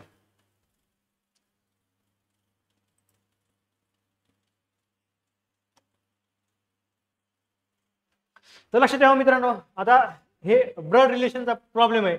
तर तुम्हाला मी काय करेल की क्वेश्चन वाचून दाखवेल, क्वेश्चनचा कसा फ्रेम केलेला आहे, त्यानंतर उत्तर काय काढायचं आपण ते डिस्कस करू. आणि फास्ट मध्ये मी हे करणार आहे कारण की आपल्याकडे वेळ कमी आहे आणि माझं वैयक्तिक मत आहे की मी जर डिस्कस करेल थोडंफार सोल्युशन देईल, उत्तरापर्यंत कसं पोहोचायचं ते सांगेल. प्रत्येक गोष्ट मी इथे शिकवत बसणार नाही. माझी अशी अपेक्षा की तुम्ही स्वतः करा, कारण की मॅथ रिजनिंगला जोपर्यंत स्वतः करत नाही तोपर्यंत तुम्हाला ते मॅथ रिजनिंगचा होल्ड येत नाही. म्हणजे हे कसं आहे ऍक्च्युअली तुम्ही मी सांगणार आहे की पोहायचं कसं, पण ऍक्च्युअली तुम्हाला पोहायला लागणार आहे. बरोबर, मी सांगणार आहे की पोहायचं कसं आहे, पाण्यात कसं पोहायचं, कसे हात मारायचे, कसे पाय मारायचे मी सांगेल मॅथ रिजनिंगच्या बाबतीत. पण ऍक्च्युअली पोहायचं कोणाला? मला नाही पोहायचं, तुम्हाला पोहायचं. मग त्यामुळे तुम्हाला मी काय करणार आहे? ढकलून देणार आहे. म्हणजे कशामध्ये? पाण्यामध्ये. तुम्हाला सगळं शिकवलंय तिथे तुम्ही स्वतः ऍक्च्युअली पोहायचं आहे, स्वतः हात पाय मारायचा आहे, तेव्हा तुम्हाला हे जमल. त्यामुळे काय म्हणलो की तुम्हाला माझी वैयक्तिक अपेक्षा अशी आहे की तुम्ही स्वतः हे क्वेश्चन सोडवा. मी तुम्हाला एक आयडिया तर देणार आहे की कसं काय केलं पाहिजे. एखादा क्लास लावा, एखादं पुस्तक वापरा किंवा युट्यूबला भरपूर सारे ह्या टॉपिकचे व्हिडिओ आहेत ते बघा. पण माझं काय म्हणणं आहे, इथं मी तुम्हाला फक्त बेसिक आयडिया देणार आहे. बाकीचं सगळं काम मॅथ रिजनिंगच्या बाबतीत तुम्हालाच करायचं आहे. बाकीच्या जीएसचं माझ्या सोडून द्या. अनालिसिस मी तुम्हाला बेस्ट टू बेस्ट अनालिसिस देणार, कमी म्हणजे कसं शॉर्ट पण स्वीट अनालिसिस देण्याचा प्रयत्न करणार आहे. तर लक्षात ठेवा आपल्याला 99 नंबरचा क्वेश्चन सॉल्व्ह करायचा आहे. तर लक्षात ठेवा रोहन रामूचा मुलगा आहे पहिलं, आणि रामूच्या बाबांनी रोहनला शाळेतून घेतले आणि ते सचिन काकांच्या घरी गेले. सचिनची पत्नी रोहनच्या आईची बहीण आहे आणि सचिनच्या पत्नीच्या रोहनच्या वडिलांशी नाते काय आहे. मित्रांनो, असेच क्वेश्चन सोडताना आपल्याला एकदम कॉन्शियस राहायला पाहिजे, प्रेझेंट ऑफ माइंड जागेवर पाहिजे आणि शांत डोकं पाहिजे, त्यावेळेस हे क्वेश्चन सोपे क्वेश्चन आपल्याला सुटू शकतात. ते सोपे क्वेश्चन हे आपले चुकतात आणि 1-2 मिनिटं 3 मिनिटं कसे घेऊन जातात कळतही नाही. तर लक्षात ठेवा, ब्लड रिलेशनचं बेसिक काय लक्षात ठेवा, आपल्याला जनरेशन माहित पाहिजे. किती? फर्स्ट जनरेशन काय आहे, सेकंड जनरेशन काय आहे आणि थर्ड जनरेशन काय आहे. तर लक्षात ठेवा, रोहन रामूचा मुलगा आहे. काय? रोहन रामूचा मुलगा आहे. म्हणजे काय? रोहन कोणाचा मुलगा आहे? रोहन रामूचा मुलगा आहे. रोहन रामूचा मुलगा आहे. रामूच्या बाबांनी रोहनला शाळेतून घेतले. म्हणजे कोणाच्या? रामूच्या बाबांनी रोहनला शाळेतून घेतले. म्हणजे कोणी? हे बाबा. बाबा वर आले. म्हणजे लक्षात ठेवा, ही आपल्याला काय लक्षात येईल की ह्या स्टेटमेंट मध्ये आपल्याला 3 जनरेशन दिसतात. किती? 3 जनरेशन दिसतात. रोहन रामूचा मुलगा आहे, बरोबर आहे. रोहन रामूचा, ही फर्स्ट जनरेशन म्हणजे आजोबा झाली. सेकंड जनरेशन म्हणजे हे त्यांचा मुलगा झाला म्हणजे रोहनचे वडील झाले. आणि थर्ड जनरेशन म्हणजे रोहन म्हणजे बाबाचा मुलगा, बाबाचा नातू. काय? बाबा हे बाबा आहेत फर्स्ट जनरेशनला. नंतर कोण आहे? राम कोण आहे? बाबाचे मुलगा आहे. आणि रोहन कोण आहे? बाबांचा नातू आहे. कोण? नातू आहे. मग हे काय झाले? हे आजोबा झाले, हे वडील झाले, आणि हे काय झाले? हे वडील झाले ना. मग हे काय झाले? ह्या वडिलांचा हे काय झाले? मुलगा झाले. असं लक्षात ठेवा. म्हणजे काय? आपल्याला थर्ड जनरेशन आहे, आजोबा वडील आणि मुलगा. काय? आजोबा वडील आणि मुलगा. तर हे असं हे जे बेसिक आहे ना, हे बेसिक आहे. क्वेश्चन सोडण्याचा स्टेप बेसिक कळल्या पाहिजे, मग आपल्याला कसं क्वेश्चनच्या उत्तरपर्यंत कसं पोहोचायचं हे कळतं. लक्षात ठेवा, रोहन रामूचा मुलगा आहे. काय? रोहन रामूचा मुलगा आहे. येस, रोहन रामूचा मुलगा आहे. रामूच्या बाबांनी रोहनला शाळेतून घेतले. कोणाला? रामूच्या बाबांनी. कोणाच्या? रामूच्या बाबांनी रोहनला शाळेतून घेतले. म्हणजे रामूचे बाबा म्हणजे काय झाले? रोहनचे आजोबा झाले. आणि ते सचिन काकाच्या घरी गेले. कोणाच्या? सचिन काकाच्या घरी गेले. आणि सचिनची पत्नी रोहनची आईची बहीण आहे. काय? म्हणजे रामूचे बाबा म्हणजे रोहनचे आजोबा जे आहेत ती कुठे गेले? सचिन काकाच्या घरी गेले. आणि सचिन काकाची जी पत्नी आहे ती रोहनची कोण आहे? रोहनच्या आईची बहीण आहे. रोहनच्या आईची बहीण आहे म्हणजे रोहनची कोण लागेल? मावशी लागेल. बरोबर आहे. रोहनची कोण लागेल? मावशी लागेल. रोहनची कोण? मावशी लागेल. म्हणजे सचिनची बायको ही रोहनची कोण लागेल? मावशी लागेल. मग सचिनच्या पत्नीच्या रोहनच्या वडिलांशी नाते काय? मला सांगा. रोहनच्या आईची बहीण रोहनची मावशी लागते. मग मला सांगा, रोहनच्या वडिलांचे रोहनच्या मावशीची नातं काय असणार? मेहुणी असणार. बरोबर आहे. मेहुणी लागतात ना. हे गावकडे मला माहिती, मेहुणा, दाजी, भाऊजी. तसं हे सोल्युशन तुम्हाला डायरेक्ट नाही, तर मग कोण लागतं? मेहुणी. मला सांगा मित्रांनो, किती साधा सिंपल क्वेश्चन होता. जस्ट निघतो. फक्त काय पाहिजे? तुम्हाला तिथपर्यंत पोहोचता आला पाहिजे. तुम्हाला टाइम मॅनेजमेंट कळलं पाहिजे. इथपर्यंत पोहोचलं पाहिजे पेपरच्या दिवशी. बरेच पोरं पोहोचतच नाही, त्यामुळे घरी आल्यावर प्रश्न सोपे होते. मला काय नाही सुटले. मित्रांनो, तुम्ही मॉक पेपर सोडत नाही, टाइम मॅनेजमेंटचा कधी विचार करत नाही, फक्त रिडिंग नुसतं अभ्यास की 7 ते रात्री संध्याकाळी 12 पर्यंत बसायचं आणि म्हणायचं की अरे मी खूप अभ्यास केला पण माझा रिझल्ट येत नाही. मित्रांनो, रिझल्ट नाही येण्याचं कारण काय की आपण मॉक पेपर सोडत नाही किंवा टेस्ट पेपरला जाऊन स्वतःही ऍक्च्युअली तिथं त्या इन्व्हायरमेंटमध्ये जाऊन स्वतः ते फील घेत नाही. मग मला सांगा ना, जे मुलं टेस्ट सिरीज लावतात, जे मॉक सोडवतात, त्या मुलांचे अशा जे 20 क्वेश्चन येतात ना, अशामधून ते मुलं 14 ते 16 क्वेश्चन मिनिमम काढतात आणि ती मुलं 65-70 आरामात जातात. तुम्ही करत नाही, तुम्ही काही करत नाही, मॉक पेपर सोडत नाही. मॉक पेपर जरी सोडवले तरी तुम्ही काय सोडा? रँडमली कधी सोडायचा कधी नाही सोडायचा. सोडवले तरी अर्धा पेपर सोडवला, चालले मित्रासोबत चहाला, मग आल्यानंतर अर्धा सोडला, असं नाही चालत मित्रांनो. एकदा बसले उठायचं नाही 1 तास झाल्याशिवाय. आणि काय मुलं काय करतात? टेस्ट पेपर सोडताना 1.5 तास सोडत बसतात आणि म्हणतात की मी सोडवला. अरे मित्रा, तुला 1.5 तास नाही तर 1 तास आहे. 1 तास पण नाही, त्यातले 10 मिनिटं आन्सर केला जाणार आहे आणि बाकीच्या साईन करायला अटेन्शन काय म्हणतात आपलं जे प्रेझेंट द्यायला जातात. उरले 50 मिनिटं मध्ये 40 मिनिटं जीएस जाणार आहेत, 10 मिनिटं मॅथ रिजनिंगला. राहतंय काय? जे आहे जे राहतंय ते पण भरपूर आहे, सफिशियंट आहे. फक्त तुमच्याकडे टाइम मॅनेजमेंट नसल्यामुळे हे तुम्हाला कळत नाही आणि तुमच्या पत्रामध्ये हे मार्क पडत नाही. त्यामुळे अवेअर राहा. माझं म्हणणं आहे, वेळ गेलेला नाही. कुणाचाही क्लास लावा तुम्हाला, ज्यांचा वाटेल त्यांचा. काही पैशाचा इश्यू असेल, युट्यूबला सगळे लेक्चर अवेलेबल असतात प्रत्येक टॉपिकचे, किंवा सरांशी रिक्वेस्ट करा, सर माझ्याकडे पैसे नाहीत मी नंतर देतो. असं हातावर हात ठेवून बसू नका, कारण की हातावर हात ठेवून काही हात येणार नाही. हाती फक्त येईल कोणतं? रिझल्ट गेला आहे, आता परत पुढच्या वर्षी परिषदेची. 1 वर्ष वाढतंय, 1 वर्षाचा खर्च वाढतोय, त्यासोबत मानसिक टेन्शन वाढतंय. कशाला वाढून घेता? या वर्षी खूप चांगल्या संधी आहेत मित्रांनो. बी आणि सी च्या प्री झाल्यानंतर बऱ्यापैकी सर्व सेवेची एक्झाम होणार आहेत. मला सांगा, जेव्हा बी आणि सीच्या जर तुम्ही पूर्व परीक्षेचा पेपर जर पास झाला, मेन्सला तुम्ही काय करणार आहोत, जीएस करणार आहोत, मॅथ आणि रिजनिंग करणार आहोत, गणित करणार, सॉरी मराठी करणार आहे, इंग्रजी करणार आहे, म्हणजे सरळ सेवेला जो सिलेबस आहे तो मेन्सला तुम्ही कंबाईन ब आणि क ला करणार आहे. त्यामुळे मित्रांनो तुम्हाला सांगतो, ब आणि क तुम्ही काढा, त्या कॉन्फिडन्स जीवा तुम्ही सरळ सेवेच्याही एक्झाम क्रॅक करू शकता. आणि माझं वैयक्तिक मत आहे की सगळ्या सरळ सेवेचे फॉर्म भरा, पैसे जात आहेत, फीस खूप आहे, मान्य आहे, उसने घ्या पासने घ्या काही करा, पण सर्व फॉर्म भरा, कारण की एकदा अभ्यास झाल्यानंतर तुमच्या एका मागूनही एक पोस्ट निघतात. बरेच जण म्हणतात की वाटेसी IBS मध्ये काही खरं नाही, पोस्ट निघत नाही. मित्रांनो, तुमच्या आजूबाजूचे काही मित्र झालेले आहेत, तलाठी झालेले आहेत, आरोग्य सेवक झाले आहेत, ते हेच परीक्षा देऊन झालेत ना, त्यांनीही भरपूर परीक्षा दिल्या, तेव्हा कुठेतरी त्यांच्या कोणत्याही एक्झाम मध्ये झालं. तसंच आहे बी आणि सीच्या पूर्व परीक्षेचा अभ्यास पास झाल्यानंतर तुम्हाला मेन्सलाही अभ्यास बी आणि सीचा करत असताना सरळ सेवेलाही त्याचा फायदा होईल. मला सांगा मित्रांनो, तुम्ही टॅक्स क्लर्क इकडे होताय, त्याच लेवलच्या पद, टॅक्स आणि क्लर्क लेवलचे पद तिकडे सरळ सेवेमध्ये पण आहेत, STI ESO लेवलचे पद सरळ सेवेमध्ये पण आहेत. आता धर्मादायची जाहिरात आलेली, इन्स्पेक्टरचं पद आहे, चांगलं पद आहे ना, भरा ना की फॉर्म, इतर मागाची पण जागा येणार आहेत, त्याचा फॉर्म भरा. आणि काम होतं की ब आणि क आणि सरळ सेवा हे काय एकच समीकरण आहे असं डोक्यात ठेवा. आणि येणाऱ्या दिवसामध्ये गट ब असेल, गट क असेल, सगळ्या सरळ सेवा जेवढ्या येतील तेवढ्याचा फॉर्म भरून मला क्रॅक करायचा आहे हे डोक्यात ठेवून ते काय करा, सर्व अभ्यास करा, कारण की हे सगळं एकच आहे. ब आणि क ची तयारी करताय ऍट अ टाइम, तुमचं सरळ सेवा आपोआप होणार आहे. त्यामुळे आता अभ्यास करताना ब आणि क ला जोर लावून करा, कारण की सरळ सेवेला तुम्हाला काय करता येईल, तिथेही तुम्हाला वेळ देता येईल, कारण की थोडा पॅटर्न, थोडा क्वेश्चन विचारण्याचा थोडाफार आहे इकडे तिकडे जीएसच्या बाबतीत, मग ते थोडा पॅटर्न तुम्हाला वेळेनुसार थोडा ऍडजस्ट करता येईल. आणि तुम्हाला एक सांगतो मित्रांनो, कंबाईन गट ब क करत असताना TCS आणि IBPS जे प्रश्नपत्रिकांचा संच आहे तेही सोबत ठेवा, त्यातली मॅथ्सची प्रॅक्टिस सोडा, कारण की काही वेगळं नाही. तसेच TCS IBPS चे प्रश्न असतात. तुम्हाला जर कळलं की कंबाईन गट ब आणि क ला येणारे प्रश्न हे पण TCS IBPS सारखे आहेत, मी तर ह्याच्यापेक्षाही सोपे असतात कधी कधी, मग असं तुम्हाला कॉन्फिडन्स येईल, अरे मग ते हे एवढं सोपं आहे तर मग मी का घाबरतोय. बरोबर आहे, तुम्ही का घाबरता, कारण की तुम्ही प्रयत्न करत नाहीत. त्यामुळे तुम्ही काय करता, त्या गोष्टीपासून लांब पळता आणि त्या गोष्टीला खूप खूप घाबरता. ठीक आहे मित्रांनो, हा 99 नंबरचा क्वेश्चन झाला, पहिला क्वेश्चन. नंतर आपल्याला बघायचं आहे 98 नंबर कॉन्सेप्ट. जर एखाद्या सांकेतिक भाषेत ब्रेक थ्रू हे असं काहीतरी लिहिलेलं आहे, EAOUHRBRGSTKD बरोबर असे लिहितात, तर त्या सांकेतिक भाषेत डिस्ट्रीब्युशन हे कसे लिहा, तर हे सरळ सरळ आहे मित्र. ऑब्झर्वेशन आणि चांगला असेल ना तर क्वेश्चन सुटतात. लक्ष ठेवा, ब्रेक थ्रू मध्ये तुम्ही जर पाहिलं EA लक्षात ठेवा, काय EA इथं काय आहे, E आणि A आहे, बरोबर आहे. आणि E आणि A कुठं आला, इथं दुसऱ्या शब्दामध्ये स्टार्टला आलेला आहे. म्हणजे आपल्या डोक्यात काय पाहिजे, हे जे थर्ड आणि फोर्थ नंबर काय आलाय, पहिल्यांदा आलेला आहे, थर्ड आणि फोर्थ पहिल्यांदा आलेला आहे.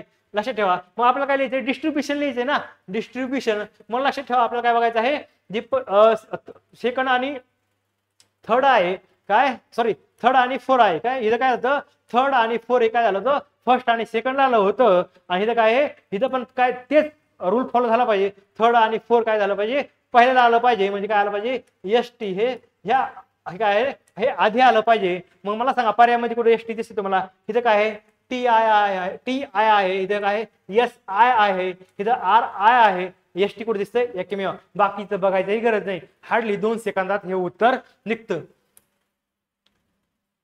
आता हे क्वेश्चन आहे, जर प्लस म्हणजे वजा, वजा म्हणजे गुणिले, गुणिले आणि वजा म्हणजे गुणिले, भागिले म्हणजे प्लस आणि गुणिले म्हणजे भागिले. तर मित्रांनो अशा क्वेश्चन मध्ये काय करायचं तुम्हाला सांगतो सरळ सरळ.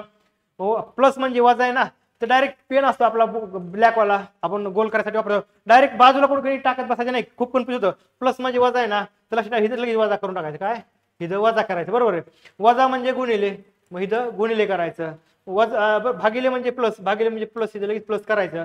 आणि गुणिले म्हणजे भागिले असं करायचं. आणि आपल्याला काय करायचं, हे इक्वेशन सॉल्व्ह करायचं आहे. तर मित्रांनो तुम्हाला सांगतो, हे इक्वेशन भागुबेव, त्यालाच बॉड मास म्हणतात.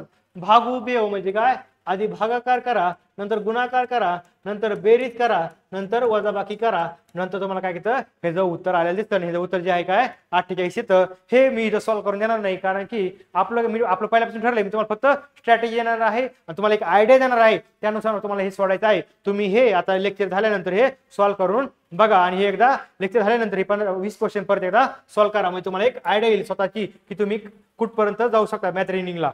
तर लक्षात ठेवा, शेजारी आकृतीत किती त्रिकोण आहेत. तर मित्रांनो हे बेसिक इन्फॉर्मेशन आहे. तर लक्षात ठेवा 1 2 3 4 हे आपल्याला काय येतं, असे 4 आयत दिलेले आहेत, बरोबर आहे. हा एक झाला, 2 3 4. पण आपल्याला काय विचारलंय, शेजारील आकृतीत किती त्रिकोण आहेत. तर तुम्हाला एक बेसिक जर माहित असेल तर लक्षात ठेवा, हे काउंट करावं लागतं. 1 2 3 4 5 आणि 6. हे काय होतं, 6 त्रिकोण झाले. तर असा जर चौकोन आला आणि असे 6 जर भरत असतील तर त्याला काय करतात, 6 दुनी 12 म्हणजे 6च्या डबल करतात. म्हणजे 1 2 3 4 5 6 हे 6 त्रिकोणला काय करतात, डबल करतात. म्हणजे डबल करतात म्हणजे किती झाले, हे 12 झाले. असे एक हे काय झाले, 1 12 झाले. तर असे किती करायचे आपल्याला, 1 2 3 आणि हे 4 म्हणजे बरोबर 4 1 2 3 4 म्हणजे एकात 12 आले. तर 4 मध्ये किती, 12 चौक 48 म्हणजे 48 प्लस हे त्रिकोण असले पाहिजेत. तर मला सांगा इथं पर्यायामध्ये कुठं आहे का 48 प्लस. तर लक्षात ठेवा इथं किती 38 आहे, 48 पेक्षा कमी आहे म्हणून ऑप्शन गेला. इथं काय 48 पेक्षा कमी 46 ऑप्शन गेला. 42 म्हणजे 48 पेक्षा कमी, आपल्याला काय पाहिजे 48 पेक्षा जास्त पाहिजे. मग एकमेव उत्तर उरतं 60. आपल्याला जास्त कॅल्क्युलेशन करायची गरज नाही. हे बेसिक तुम्हाला लेक्चर मध्ये कोणतेही शिक्षक असतील ते तुम्हाला हे शिकवताना हे बेसिक शिकवतात की हे 6 त्रिकोण होते, ह्यात आयतामध्ये 6 त्रिकोण होतात, मग 6 चे डबल करायचे असतात. मग आणखी वेगवेगळ्या आकृती असतात, त्याचे थोडे ट्रिक सांगितलेले असतात. हे प्रत्येक शिक्षकाच्या लेक्चरमध्ये शिक्षक जे घेतात त्यांच्याकडे हे शिकवलं जातं. तुम्ही फक्त करत नाही त्यामुळे तुम्हाला कळत नाही. किती 2 सेकंद त्याच्यावर ह्याला पण वेळ लागत नाही. नंतर आहे सिलोजिझमचा क्वेश्चन. पुढील विधाने वाचून योग्य निष्कर्ष निघा.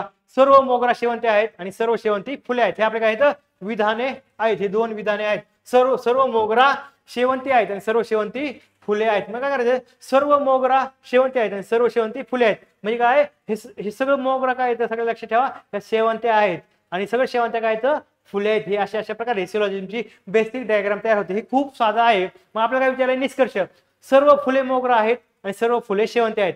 तर मित्रांनो एक लक्षात ठेवायचं की आपण अशी जी फिगर असते, जर एक बेसिक लक्षात ठेवा ट्रिक्स, असं जर चाललो तर हे सर्व होतं आणि सेंट्रलला जर चाललं तर हे काही होतं. काय लक्षात ठेवा मित्रांनो, बेसिक आहे. जेव्हा तुम्ही सेंट्रलला येता तेव्हा काय वरून येताना काही लागलं पाहिजे, सर्व नाही लागलं पाहिजे. म्हणजे काय, इकडून इकडे जाताना काही लागलं पाहिजे आणि सेंटरकडून बाहेर जाताना काय लागलं पाहिजे, सर्व लागलं पाहिजे. काय सर्व म्हणजे सेंटर टू पेरिफेरी म्हणजे सेंटर पासून बाहेर जाताना सर्व लागलं पाहिजे आणि बाहेरून सेंटरकडे येताना काय लागलं पाहिजे, काही लागलं पाहिजे. असं एक बेसिक लक्षात ठेवा. हे बेसिक डायग्राम आहे. तर लक्षात ठेवा आपल्या काय सर्व फुले मोगरा आहेत. काय म्हणते, सर्व फुले मोगरा आहेत. फुले मोगरा आहेत म्हणजे आपण सेंटरकडे चाललो त्यांना आपला रूल काय आहे, नियम काय वर आपण सेंटरला जाताना काय वापरतो, काही पाहिजे. मग इथं काय पाहिजे होतं, काही पाहिजे होतं म्हणून हे काय चुकीचं आहे. काही पाहिजे होतं इथं. सर्व फुले शेवंती आहेत. काय सर्व फुले शेवंती आहेत. परत आपण कुठं चाललो सेंटरला आणि आपला रूल काय आहे, सेंटरकडे येताना आपण काय लावलं पाहिजे, काही हा शब्द जोडला पाहिजे. काही तर इथं पण काही नाही, इथं पण सर्व आहे, इथं पण काही पाहिजे होतं. मग हे दोन्ही निष्कर्ष काय आहेत, चुकीचे आहेत. म्हणजे आपला पर्याय नंबर हा 4 निघतो. किती सरळ क्वेश्चन सुटतात, किती सिंपल होतं. आता एक क्वेश्चन आहे दिशा डायरेक्शनचा. अमर त्याच्या घरापासून पश्चिमेकडे शाळेकडे 4 किलोमीटर चालत गेला आणि तेथून 20 किलोमीटर उत्तरेकडील बँकेत गेला व बँकेतून पैसे घेतल्यानंतर अमर पूर्वेकडे 4 किलोमीटर अंतरावर असलेल्या भरतच्या घरी गेला. तर तो आणि त्याचे घर यामध्ये अंतर किती, असा हा क्वेश्चन आहे. तर लक्षात ठेवा मित्रांनो, तर हा क्वेश्चन तुम्ही काय करा की आता मॅथ्सनी क्वेश्चन डिस्कस करताना आधी क्वेश्चन काळजीपूर्वक वाचून घ्या. तुम्हाला काय अनालिसिस होते का, काही अक्कल नव्हते का बघा. म्हणजे कसं की मी डिस्कस करताना तुम्हाला आणखी त्यातल्या गोष्टी कळतील. तर लक्षात ठेवा आपल्याला काय विचारलंय, अमर त्याच्या घरापासून पश्चिमेकडे शाळेकडे 4 किलोमीटर गेलं. समजा हे कोणाचं, अमरचं घर आहे. काय अमर त्याच्या घरापासून पश्चिमेकडे शाळेकडे गेला 4 किलोमीटर चालत गेला. किती, 4 किलोमीटर हा पश्चिमेकडे चालत गेला, बरोबर आहे. आणि तिथून 2 किलोमीटर उत्तरेकडील बँकेत गेला. म्हणजे किती, 2 किलोमीटर परत वर गेला, पुढं बँकेमध्ये गेला 2 किलोमीटर उत्तरेकडे. आणि व बँकेतून पैसे घेतल्यानंतर अमर पूर्वेकडे म्हणजे परत पूर्वेकडे वळाला. किती, 4 किलोमीटर. मग आपल्या विचारलंय अंतर असलेल्या भरतच्या घरी गेला. म्हणजे इथून भरतच्या घरी गेला तर तो आणि त्याचे घर यामधील अंतर किती. म्हणजे भरतचं घर आणि अमरचं घर यामधील अंतर किती आपल्याला विचारलं आहे. डबल डिस्कस करतो मित्रांनो. अमर त्याच्या घरापासून पश्चिमेकडे शाळेकडे 4 किलोमीटर चालत गेला. म्हणजे हे अमरचं घर आहे, तो शाळेत इथं गेला, शाळेमध्ये गेला किती 4 किलोमीटर. नंतर तो पूर्वेकडे वळवला, परत असा पूर्वेकडे वळवला किती 2 किलोमीटर कशासाठी, बँकेत जाण्यासाठी. आणि बँकेतून परत पूर्वेकडे वळवला 4 किलोमीटर कुठं, कोणाच्या घरी जाण्यासाठी, भरतच्या घरी जाण्यासाठी. तर तुम्हाला एक लक्षात ठेवा मित्रांनो, ही काय आलं, पॅरल आलं. हे 4 किलोमीटर, हे 4 किलोमीटर म्हणजे जी काय आपलं अमरच्या एक्झॅक्ट वर पॅरल कोणाचं घर आहे, भरतचं. तर आपल्याला लक्षात ठेवा इथलं अंतर किती आहे, 2 किलोमीटर. किती, 2 किलोमीटर, मग इथलं पण अंतर काय पाहिजे पॅरलल 2 किलोमीटर. म्हणजे लक्षात ठेवा म्हणजे भरत आणि अमरच्या घरामध्ये अंतर किती आहे 2 किलोमीटर. किती साधं सिंपल गणित आहे. खाली संख्या श्रेणीतील क्रमाने येणारी संख्या कोणती. हे पण क्वेश्चन खूप सोपा आहे. लक्षात ठेवा 3 + 3 केलं की 6 होतात, 6 + 5 केलं 11 होतात आणि 11 + 7 केलं 18 होतात आणि 18 + 9 केलं तर किती होतात 27 होतात. हे 27 काय आहे उत्तर आहे. तर मित्रांनो तुम्हाला एक सांगायचं की 3 + किती 3 केले तर किती होतात 6 होतात. किती 3 + 3 किती होतात 6. 6 + 5 केलं तर 11 होतात आणि 11 + 7 केले किती होतात 18 होतात आणि 18 + 9 केलं तर काय होतात 27 होतात. तुम्हाला एक्झाम असेल इथं 3 ऍड केला, इथं 5 ऍड करा, इथं 7 ऍड केला आणि 9 ऍड केला म्हणजे आपण काय करतोय क्रमाने येणाऱ्या विषम संख्या त्या संख्येमध्ये ऍड करत करत आपण काय करतोय पुढे सिरीज काय करतोय कंटिन्यू करतोय. मग लक्षात ठेवा 3 + 3 6, 6 + 5 11, 11 + किती 7 18, 18 + 9 किती झाले 27. मग आपलं उत्तर काय 27 विदिन सेकंद मध्ये निघणारं उत्तर आहे. आता लक्षात ठेवा रेल्वेचा आहे सिंपल गणित आहे. लक्षात ठेवा 54 किलोमीटर तास वेगाने धावणारी ट्रेन 9 सेकंदात एक टेलिग्राफ पोल ओलांडते ट्रेनची लांबी शोधा. आपल्याला काय विचारलं आहे ट्रेनची म्हणजे 54 किलोमीटर तास त्याचा काय आहे व्हेलॉसिटी आहे. म्हणजे काय व्हेलॉसिटी किती आहे 54 किलोमीटर प्रति तास आहे आणि किती सेकंदामध्ये लक्षात ठेवा टाइम दिला आहे 6 सेकंदाचा आहे. आणि आपल्याला काय विचारलं एक टेलिग्राफ पोल ओलांडते. आपल्याला काय करायचं ट्रेनची लांबी म्हणजे काय करायचं आहे डिस्टन्स काढायचं आहे. म्हणजे वेग किती 54 किलोमीटर प्रति तास आहे. टाइम किती दिलाय 6 सेकंदात काय करते एक टेलिग्राफ लाईन काय करते 9 सेकंदात 6 बोललो 9 सेकंदात काय करते एक टेलिग्राफ पोल ओढते. आपल्याला ट्रेनची लांबी शोधायची. मग सांगा वेळेसाठी किती 54 किलोमीटर प्रति सेकंद आहे किलोमीटर प्रति तास आहे. टाइम किती 9 सेकंद आहे. डिस्टन्स काढायचे तर तुम्हाला माहिती असेल डिस्टन्स कसं काढतात distance is equal to time into velocity काय डिश टीव्ही. लक्षात ठेवा सगळीकडे तुम्हाला माहिती असेल की डिश टीव्ही रेल्वेचा प्रॉब्लेम करतात डिश टीव्ही काय डिश टीव्ही. मग डिस्टन्स किती लक्षात ठेवा मित्रांनो किती आहे आपलं डिस्टन्स आपल्याला काय करायचंय ट्रेनची लांबीच काढायची ना. मग लक्षात डिस्टन्स आपल्याला काढायचंय. टाइम किती आहे लक्षात ठेवा 9 सेकंद आहे. व्हेलोसिटी किती मित्रांनो 54 किलोमीटर म्हणजे किलोमीटर प्रति तास आहे. पण आपल्याला काय करायचंय मीटर पर सेकंद काढायचे. काय मीटर पर सेकंद मध्ये काढायचं असं लक्षात ठेवा किती मीटर पर सेकंद. मग लक्षात ठेवा 54 गुणिले 5/18 म्हणजे काय आहे मीटर पर सेकंद करताना काय करावं लागतं आपल्याला त्या संख्येला 5/18 ने गुणावं लागतं. मग 18 त्रिक 36 18 त्रिक 54 आणि 5 त्रिक 15 आणि म्हणजे लक्षात ठेवा म्हणजे काय येतं लक्षात ठेवा इथं हे काय आहे तुम्हाला लक्षात येईल की बाबा हे कॅल्क्युलेशन केलं की तुम्हाला लक्षात येईल हे उत्तर जे येतं ते किती येतं 135 मीटर येतं. किती 135. मी कॅल्क्युलेशन करणार नाही कारण की हे कॅल्क्युलेशन तुम्हाला सोडवलेलं आहे. फक्त एवढं सांगतो काय करा distance equal to time into velocity आहे. बरोबर आहे. टाइम दिलाय 9 सेकंद व्हेलोसिटी काय करायचे 54 × 5/18 बरोबर आहे. आणि दुसरं महत्त्वाचं काय लक्ष ठेवा त्याला 18 त्रिक 54 आणि पुढचं काय ते तुम्ही करायचं आहे ते तुम्हाला ठेवलेलं आहे. मी पुढचं कॅल्क्युलेशन काय करायचं ते मी सांगणार नाही कारण की ते तुम्हाला करायचं आहे. कारण की आपल्याला काय करायचं आहे हे तुमची इन्व्हॉल्वमेंट तेवढीच गरजेची आहे. हे क्वेश्चन सोडवताना 135 उत्तर कसे येते ते तुम्हीच काढायचं. बरोबर आहे. कसं काढायचं ते तुम्ही काढायचा. 6 मजूर 4 दिवसात 9600 विटा बनवतात तर 18 मजूर 2 दिवसात किती विटा बनवतील. तर लक्षात ठेवा मित्रांनो काय 6 मजूर 4 दिवसात किती 6 मजूर 4 दिवसात किती 6 मजूर 4 दिवसात 9600 विटा बनवतात तर 18 मजूर 2 दिवसात किती विटा बनवतील. किती 18 मजूर 2 दिवसात किती विटा बनवतील. तर आपल्याला काय केले लक्षात ठेवा इथे मित्रांनो की 6 मजूर म्हणजे आपल्याकडे फॉर्म्युला M1D1 / W1 आणि is equal to M2 D2 आणि W2 असं लक्षात ठेवा. M1D1 / W1 आणि is equal to M2 D2 / W2 हे साधा फॉर्म्युला आहे. तुम्हाला कोणत्याही पुस्तकात सापडेल आणि या फॉर्म्युलेमध्ये किमती टाकली की हे उत्तर सहज निघतं आहे. किती 6 मजूर मला 6 मजूर M1 म्हणजे 6 मजूर दिवस किती 4 आणि डिवाइड बाय किती वर्क किती करता वर्क किती 9600 म्हणजे काय M1 म्हणजे 6 मजूर डे किती 4 आणि विटा किती विटा बनवतात म्हणजे किती वर्क किती झालंय 9600. आपले M2 किती दिलेला आहे M2 म्हणजे किती 18 दिलेला आहे आणि D2 म्हणजे डे किती 2 आहेत आणि आपल्याला काय काढायचं आहे W2 म्हणजे M1D1 डिवाइड बाय डबल सांगतो M1D1 divide by W1 is equal to M2D2 divide by W2 काय M1D1 divide by W1 is equal to M2D2 divide by W2. ह्याच्यामध्ये ह्या कॅल्क्युलेशन टाका. M1 म्हणजे काय मजूर झाले D1 म्हणजे काय D म्हणजे काय ते दिवस झाले आणि W म्हणजे वर्क अशा प्रकारे हे म्हणजे किमती टाकल्या की हे तुम्हाला उत्तर निघतं. अशा प्रकारे हा एक क्वेश्चन पाहिला. इथं पण सेम होते. लक्षात ठेवा, ताशी 80 किलोमीटर वेगाने जाणारी 700 मीटर लांबीची एक आगगाडी एक प्लॅटफॉर्म 72 सेकंदात ओलांडते तर प्लॅटफॉर्मची लांबी काढायची. तिथं पण कसं आहे, डिश टीव्हीचा फॉर्म्युला आहे. फक्त डिस्टन्स काय आहे, X plus Y is equal to काय टीव्ही. एक्स प्लस वाय म्हणजे काय, लक्षात ठेवा, एक्स म्हणजे ट्रेनची लांबी, वाय म्हणजे प्लॅटफॉर्मची लांबी आणि टीव्ही. मग आपल्याला काय काढायचं आहे, प्लॅटफॉर्मची लांबी काढायची म्हणजे वायची लांबी काढायची. एक्स दिलेला आहे किती 700 मीटर, वाय काढायचा आहे ठीक आहे 72 सेकंद आणि व्हेलोसिटी किती 80 किलोमीटर बरोबर आहे, ताशी 80 किलोमीटर पर आवर. 80 किलोमीटरला काय करायचं आहे तुम्हाला 5/18 ने गुणून ते कॅल्क्युलेशन करून मीटर प्रति सेकंद करायचं आणि हे उत्तर निघतं. हे कॅल्क्युलेशन मी करू देणार नाही, हे तुम्ही करायचं आहे. 18 मीटर लांब व 12 मीटर रुंद असलेली जागा व्यापण्यासाठी 30 सेंटीमीटर बाजू असलेल्या चौरस आकृती किती फरशा लागते. हा पुढचा क्वेश्चन थोडं फास्ट होतंय मान्य आहे, पण माझं असं म्हणणं आहे की जेवढ्या गोष्टी तुम्ही फास्ट कॅप्चर करण्याचा प्रयत्न कराल ना तेवढा तुमचा मेंदू काय करतो, शार्प होत राहतो. त्यामुळे माझं म्हणणं आहे की तुम्ही काय करा, जी गोष्टी मी तुम्हाला त्यामुळे म्हणत होतो की पेपर डिस्कस करायच्या मी लेक्चर बघायच्या अगोदर तुम्ही ओरिजिनल पेपर एकदा चांगल्या प्रकारे पाहून झाला पाहिजे किंवा सोडून झाला पाहिजे. ऍटलीस्ट वन टाइम वाचून तरी झाला पाहिजे. सेकंड टाइम तुम्ही जेव्हा लेक्चर कराल त्यावेळेस फक्त काय करायचं, हाताघडी तोंडावर फक्त लेक्चर बघायचं, कारण की मी खूप फास्ट मध्ये घेणार आहे आणि ते तुम्हाला लगेच क्लिक झालं पाहिजे मी काय करतोय.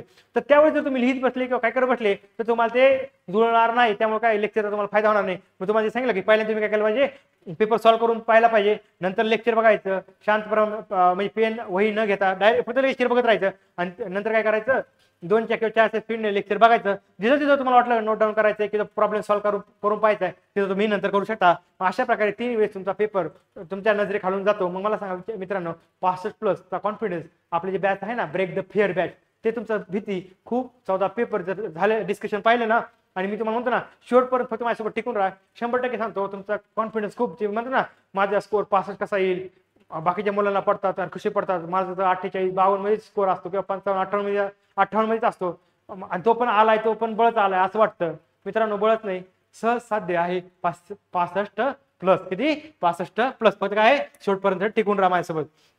आता लक्षात ठेवा, 18 मीटर लांब व 12 मीटर रुंद असलेली जागा व्यापण्यासाठी 30 सेंटीमीटर बाजू असलेल्या चौरस आकृती किती फरशा लागतील. तर इथे लक्षात ठेवा मित्रांनो, आपल्याला बेसिक काय हे भूमितीचा क्वेश्चन आहे. 18 मीटर लांब व 12 मीटर रुंद म्हणजे काय झालंय, 18 मीटर ही काय झाली लांब झाले, 12 मीटर रुंद म्हणजे काय हा झाला आयत बरोबर आहे. म्हणजे काय झालंय, ही जागा झाली आयत आकृती जागा झाली आणि 30 सेंटीमीटर बाजू असलेल्या चौरस आकृती फरशा म्हणजे किती 30 मिनिट. चौरस आकृती म्हणजे चारही बाजू सेम असलेल्या फरशा. फरशा कशा असतात तुम्हाला, आयत आकृती असतात का चौरस आकृती, चौरस आकृती असतात ना. मग आपल्याला फरशा कशा आहेत, चौरस आकृती आहेत आणि जे जागा आहे ती कशी आयत आकृती आहे 18x12 ची. तर आपल्याला काय विचारलं की त्या आयत आकृतीची जागा आहे त्याच्यामध्ये आपल्याला फरशा टाकायच्या आहेत, त्या कशात चौरस आकाराच्या आहेत, तर त्या किती फरशा लागतील ते आपल्याला सांगितलं. मग त्याने आपल्याला डायमेन्शन दिलेलं आहे 18 मीटर व 12 मीटर रुंद असलेली जागा आहे बरोबर, ती आयत आकृती जागा आणि 30 सेंटीमीटर असलेल्या बाजू असलेल्या फरशा आहेत. ते मित्रांनो हे गणित सोडवताना आधी काय करायचं, तुमचे जे युनिट आहेत ते कन्व्हर्जन केलं पाहिजे. एक हे 18 मीटरचे काय केलं पाहिजे 1800 सेंटीमीटर करा आणि 12 मीटरचे 1200 सेंटीमीटर करा. हे का सांगते मित्रांनो की आपल्याकडे जे आहे की 1 मीटर इक्वल टू 100 सेंटीमीटर, मग ते 18 मीटरचे 1800 होत आहे, 12चे 1200 होत आहे. मग आणि जे हे जे आहे आपल्याला हे जे युनिट कन्व्हर्जन भेटतंय. आणि दुसरं महत्त्वाचं काय मित्रांनो लक्षात ठेवा की आपल्याला हे काय आयताकृतीच्या युनिट कन्व्हर्जन झालं. आणि लक्षात ठेवा आयताचं क्षेत्रफळ कसं काढलं जातं लेंथ इंटू ब्रेड म्हणजे लांबी गुणिले रुंदी. साधं क्षेत्रफळाचं सूत्र आहे किती साधं आहे, लांबी गुणिले रुंदी म्हणजे 1200 गुणिले 1800 करावं लागेल तेव्हा आपला आयताकृती क्षेत्रफळ मिळेल. आणि चौरस आकृती किती आहे 30 सेंटीमीटर बाजूला असलेलं आहे. मग 30 सेंटीमीटर चौरसाचे जे हे आहे ना बाजू असलेलं चौरस आकृती फरशा आहे, मग त्याचं क्षेत्रफळ काढायचं ना आपल्याला. मग चौरस आकृतीचं क्षेत्रफळ काढायचं असेल, चौरस बाजू असलेलं क्षेत्रफळ काढायचं असेल तर आपल्याला काय फॉर्म्युला असतो बाजूचा वर्ग म्हणजे काय बाजूचा वर्ग. अशा प्रकारे तुम्ही बाजूचा वर्ग काढू शकता. म्हणजे आयताकृतीचं कसं काढायचंय लांबी गुणिले रुंदी आणि चौरस आकृतीचं क्षेत्रफळ कसं काढायचंय बाजूचा वर्ग. डबल सांगतो आयताकृतीचं क्षेत्रफळ कसं काढायचंय लांबी गुणिले रुंदी म्हणजे 1200 गुणिले 1800 करावं लागेल आणि 30 सेंटीमीटरच्या फरशा होत्या त्याचं क्षेत्रफळ कसं काढायचंय 30 बाजूचा वर्ग म्हणजे 30चा वर्ग करावा लागेल. आणि मग आपल्याला कसं करायचं, एकूण फरशा बसवायच्या ना जागेमध्ये, किती ह्या जागेमध्ये आपल्याला एकूण फरशा, एकच मिनिट, ह्या बसवायच्या आहेत ना, ह्या आयताकृती जागेत आपल्याला फरशा बसवायच्या आहेत, किती 30 सेंटीमीटर बाजूच्या असलेल्या. मग आपल्याला आधी काय करावं लागेल, दोघांचं क्षेत्रफळ काढावं लागेल. मग आधी काढायचं जागेचे क्षेत्रफळ म्हणजे आयताकृतीचं क्षेत्रफळ, आणि फरशीचे क्षेत्रफळ म्हणजे चौरस आकृतीच्या फरशीचे क्षेत्रफळ काढावं लागेल. मग आपल्याला एकूण फरशा जर काढायच्या असतील तर काय करावं लागेल, ती पूर्ण बाजू जी आहे जागेचे क्षेत्रफळ जे आलंय ते आपलं ते आणि फरशीचे क्षेत्रफळ यांचा काय करावं लागेल, भागाकार करावा लागेल. आणि भागाकार करताना जागेचे क्षेत्रफळ काय करावं लागेल, वर ठेवावं लागेल, आणि फरशीचे क्षेत्रफळ आपल्या डिनोमिनेटर मध्ये ठेवायला लागेल. आणि हे कसं काय ते तुम्ही बघायचं का.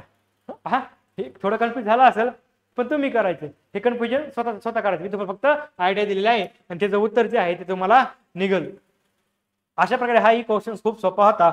नंतरचा क्वेश्चन आहे, अ ने ब ला एक वस्तू 10% नफ्याने विकली, ब ने तीच वस्तू परत अ ला 10% तोट्याने विकली, तर या व्यवहारामध्ये काय झाला.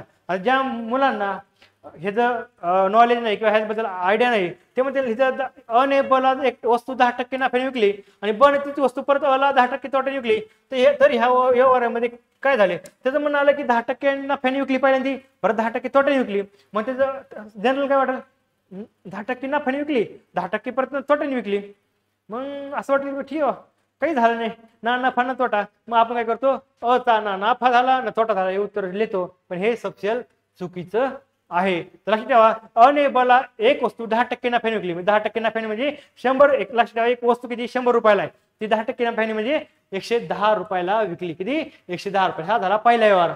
मग ब ने तीच वस्तू परत अ ला 10% तोट्याने विकली. म्हणजे व्यवहार कोणामध्ये चालू आहे, अ आणि ब. अ ने एक वस्तू ब ला कितीला विकली, 10% नफ्याने विकली. म्हणजे 100 ची वस्तू 10% म्हणजे किती 110 रुपये. 100 म्हणजे 100 ची 10% म्हणजे 110 रुपयाला विकली समजा, असं समजा 110 रुपयाला, बरोबर आहे. आणि मग लक्षात ठेवा, परत ब ने प्रत्येक वस्तू त्याला 10% तोट्याने विकली. लक्षात ठेवा, ही जरा ट्विस्ट आहे. 10% तोट्याने लिहिताना 110 90 डिवाइड बाय 100 हे असं तयार करावं लागतं. आणि हे जो कॅल्क्युलेशन काय येतं 99 येतं. म्हणजे ह्या व्यवहारामध्ये आम्हाला 10 रुपये फायदा झाला होता आणि तोटा किती झालेला, आपल्याला इथं किती झालेला आहे, इथं एक रुपयाचा आम्हाला फायदा झालेला आहे, बरोबर आहे. किती 1 रुपयाचा फायदा झाला, इथं किती 10 झालेला आहे ना. आणि इकडे 100 ची वस्तू आम्ही किती 99 ला विकलेली आहे, म्हणजे एकचा फायदा झाला असं लक्षात ठेवा. आणि किती दिली 11, किती 11 म्हणजे अ चा 11% नफा झाला. कोणाचा, अ चा 11%. म्हणजे इथं 10%, इथं एक झालं. आता मित्रांनो इथं पण तुम्हाला थोडं कन्फ्युज झालं असणार. ठीक आहे, मी तुम्हाला सांगितलं 10% म्हणजे 110, पण रिवर्स बचा व्यवहार झाला 10% तोट्याने. मग ते कसं करतात, 110 गुणिले 90 डिवाइड बाय 100 म्हणजे 90%. आणि हे कॅल्क्युलेशन कसं असतं हे तुम्ही युट्यूबला बघा, मी हे सोल्व करणार नाही. हे 90/10 का झाले, हे 11% नफा का झाला, काहीच सांगणार नाही. फक्त एक आयडिया दिली. युट्यूबला किंवा कुठं क्लासला, कुठे युट्यूबला कुठं लेक्चर अवेलेबल असतील, नफा तोटा प्रॉफिट लॉसचे बघा, तिथं अशी गणित असणार आहे. त्यावेळेस कळलं की हे नेमका 11% नफा कसा झाला ते. मी सॉल्व्ह करून देणार नाही, कारण की हे तुम्हाला सॉल्व्ह करायचं आहे. नंतर लक्षात ठेवा, दिसायला भारी वाटतंय की बघूनच वाटतंय की डेंजर क्वेश्चन आहे, पण ह्याच्यामध्ये काहीही दम नाही. काय, काहीही दम नाही. जर एका कुटुंबाचे मासिक उत्पन्न किती 40,000 रुपये असेल, तर त्या कुटुंबाने घर भाडे, किराणा माल व प्रवासावर एकूण किती खर्च केला हे खाली वर्तुळाचे अवलोकन करून काढायचं आहे. तर लक्षात ठेवा, आपल्याला काय दिलेलं आहे, एक हे दिलेलं काय, एक सर्कल दिलेला आहे. सर्कल किती असतो 360 डिग्री. किती 360 डिग्री.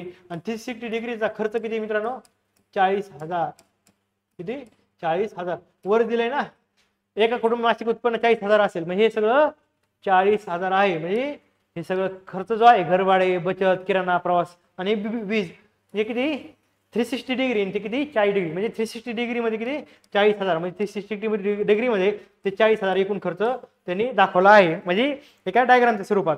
मग आपल्याला काय विचारलंय, घर भाडे, किराणा माल आणि प्रवासावरला विचारलाय ना.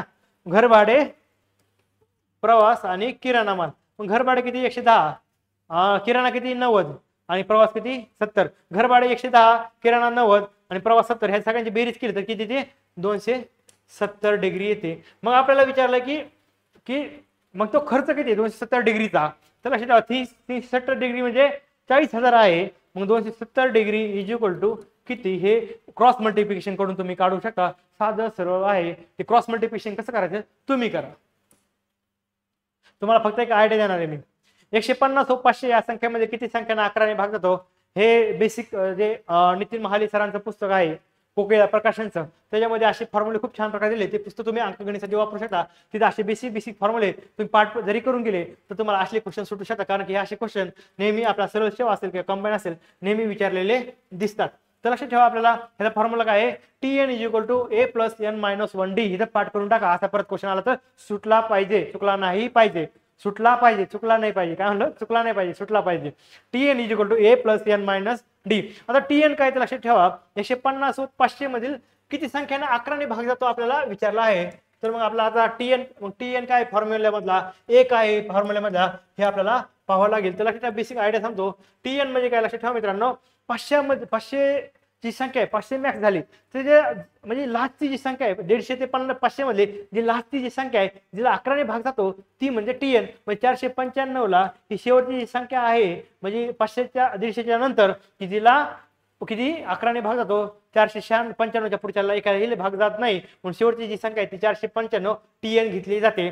आणि ए म्हणजे काय, जसं आपण लास्टची संख्या 11 ने भाग घेणार घेतली तर स्टार्टिंगला कोणाला 150 च्या नंतर कोणाला भाग जातो तर लक्षात घ्या 154 ला 11 ने भाग जातो. त्याच्या अगोदरच्या कोणत्याही संख्येला 11 ने भाग जात नव्हतो. ही स्टार्टची 11 ने भाग जाणारी संख्या आहे आणि ही लास्टला जाणारी भाग संख्या जाणारी संख्या म्हणजे लास्टला भाग जाणारी संख्या आहे 495, स्टार्टला आहे 154 आणि आपला n म्हणजे किती संख्यांना भाग जातो हे काढायचा n आणि d म्हणजे आपलं काय 11 ने भाग जाणारी संख्या. ह्या Tn = a + n - 1 * d म्हणजे हे फॉर्म्युला किमती टाका. हे आता काढून दिलेल्या तुम्हाला हे जे कॅल्क्युलेशन केल्यानंतर उत्तर निघेल ते तुम्ही करायचं आहे.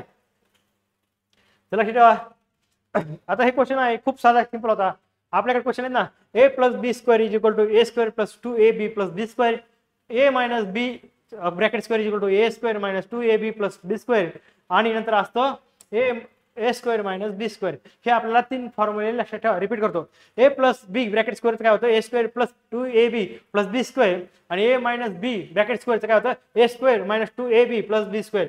तर मित्रांनो हे फॉर्म्युले पाठ करून टाका, कारण की ह्या बेसिसवर हे क्वेश्चन सहज सुद्धा जास्त डोकं लावायची गरज नाही. जिथे गरज आहे ना ते फॉर्म्युले पाठ करा, कारण की फॉर्म्युलेमध्ये किंमत टाकलं की आरामात उत्तरं निघतात.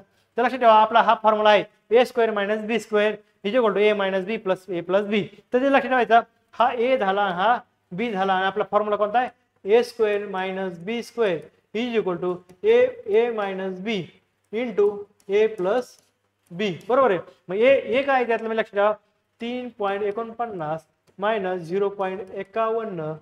थोडं अक्षर खराब येते समजून घ्या, फास्ट मध्ये होते थोडंफार.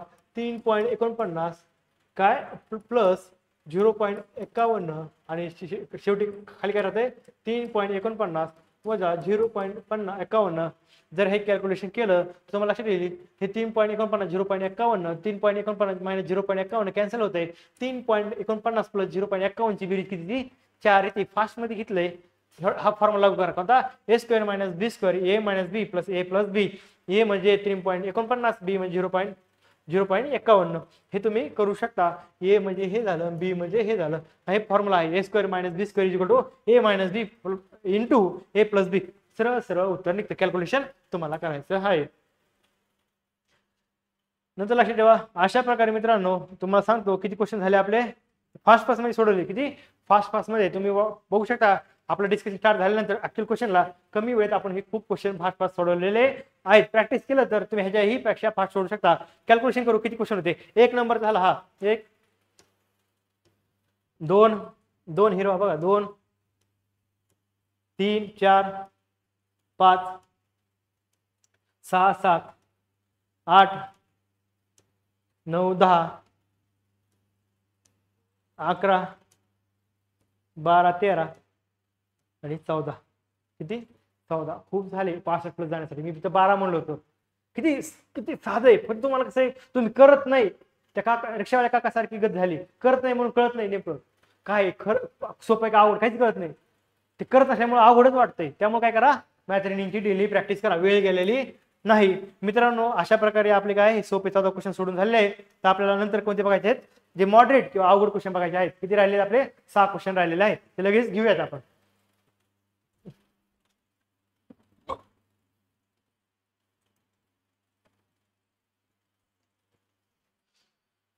तर लक्षात ठेवा मित्रांनो आपल्याला आता हा क्वेश्चन आहे, आता परत असं मागे मागे जाऊ.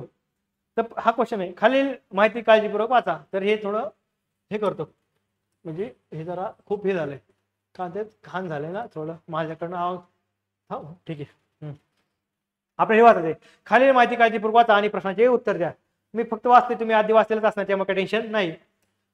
ए B C D E E आणि एफ या 6 विद्यार्थ्यांनी गणित आणि विज्ञानाच्या सोयी मूल्यमापन चाचणीत सहभाग घेतला. दुसरा आहे, ए चे गणितातील एकूण गुण सी च्या अगदी वर आहेत आणि विज्ञानातील गुण एफ च्या अगदी वर आहेत. बी हा विज्ञानात सी च्या अगदी वर आहे, परंतु गणितात डी पेक्षा कमी गुण मिळाले आहेत. एफ ने विज्ञानात डी व ई पेक्षा जास्त गुण मिळवले, परंतु डी प्रमाणे त्याची गणितात प्रगती नाही.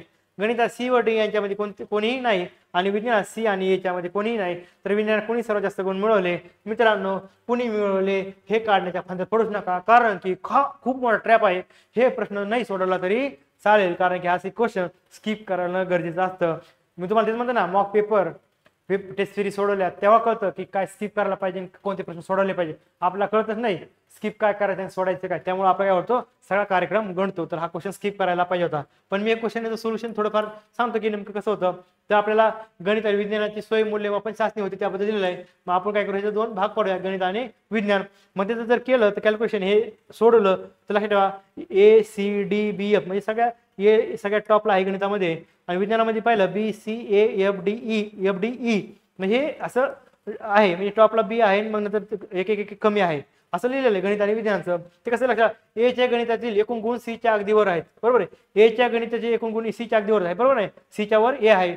आणि विज्ञानातील गुण एफ च्या अगदी वर आहेत, बरोबर आहे, एफ च्या अगदी वर आहेत, बरोबर आहे, ए चे आहेत नाही तर एफ च्या वर आहे, अगदी वर आहे म्हणून लगेच त्याला लागूनच आहे. बी हा विज्ञान सी च्या अगदी वर आहे, बरोबर आहे, बी हा सी च्या अगदी वर आहे, परंतु गणितात डी पेक्षा कमी आहे, बरोबर आहे, डी हा बी च्या खाली आहे. एफ ने विज्ञानात डी व ई पेक्षा जास्त गुण मिळवले आहेत. एफ ने काय डी व ई पेक्षा जास्त गुण मिळत, पुढे विज्ञानात एफ ने, बरोबर, डी ई एफ ने जास्त मिळत ना, डी ई च्या वर आहे, परंतु डी प्रमाणे त्याची गणितात प्रगती नाही. हे दिलेलं आहे, एफ काय खाली आहे, विज्ञानात चांगला आहे पण गणितात कच्चा आहे असं लक्षात ठेवा. गणितात सी व डी च्या मध्ये कोणी आहे, बरोबर आहे, गणितात सी व डी च्या मध्ये कोणी नाही आणि विज्ञानात सी आणि ए च्या मध्ये कोणीही नाही, बरोबर.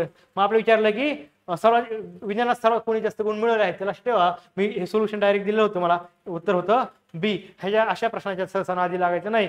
खूपच वाटलं वेळ उरलेला आहे, सहसा उरत नाही, उरला तर अशा क्वेश्चनला हात लावायचा, नाही तर हात लावायचा नाही. हा 1 नंबरचा क्वेश्चन होता, इझी मॉडरेट लेवलचा.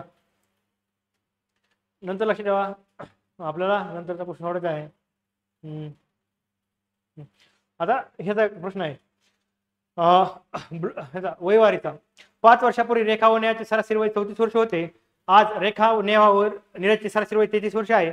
10 वर्ष नीरजचे वय किती असेल? तर अशामध्ये बेसिक आहे, 5 वर्षानंतरचे वय दिलेलं असतं, आजचे काढायचे सांगितलं असतं, किंवा 10 वर्षानंतरचे काढायचे सांगितलं असतं, किंवा आजचे काढायचे असते. म्हणजे जरा थोडं कन्फ्युज असतं, त्यामुळे काय आहे असे प्रश्न शांत सोडवणं गरजेचं असतं. लक्षात, आपण थोडं स्टेप बाय स्टेप जाऊ. 5 वर्षापूर्वी रेखा व नेहाचे सरासरी वय 34 वर्ष होते, इथपर्यंत स्टॉप व्हा. मग आपण इथून पुढे सोडू. 5 वर्षापूर्वी रेखा व नेहाचे सरासरी वय किती होते? 34 वर्ष. सरासरी म्हणजे काय, रेखा प्लस नेहा, सरासरी काय करतो, दोन जण आहेत म्हणून आपण काय करतो, डिनोमिनेटरला 2 नेतो, सरासरी म्हणजे रेखा आणि नेहाचे सरासरी वय किती? 34 आहे. मग आपण जे सोडवलं तर रेखा आणि नेहाचं जर कॅल्क्युलेशन केलं 34 गुणिले 2 तर 68 येतं. म्हणजे काय, दोघांच्या म्हणजे रेखा व नेहाच्या सरासरीच्या वयाची बेरीज काढली तर आपल्याला किती? ती 68 येते. मग आपलं काय हे 5 वर्षाच्या पूर्वीचं वय आहे ना, तर आपल्याला काय करायचंय, आजचं वय काढायचंय. मग आजचं वय काढायचं असेल तर 5 वर्षापूर्वीचं बेरीज येते 68. मग आजचं काढायचं असेल तर रेखाचंही 5 वर्षांनी वाढेल, नेहाचंही 5 वर्षांनी वाढेल. मग एकंदरीत दोन्हीचे मिळून किती वाढेल? 10 वर्ष आपल्याला ऍड करावे लागतील. म्हणजे 5 वर्षापूर्वीचं 68 बेरीज आलेली, पण आजचं वय काढायचं ना. मग 5 वर्षानंतर आतापर्यंत किती? 5 वर्षांनी त्या मोठ्या झालेल्या आहेत. म्हणजे रेखा 5 वर्षांनी मोठी झाली, नेहा 5 वर्षांनी. म्हणजे आपल्याला 68 मध्ये 10 ऍड करावं लागतील. म्हणजे किती झाले? दोघींची बेरीज किती झाली? रेखा आणि नेहाची 78 झाली. म्हणजे दोघांच्या बेरीज किती?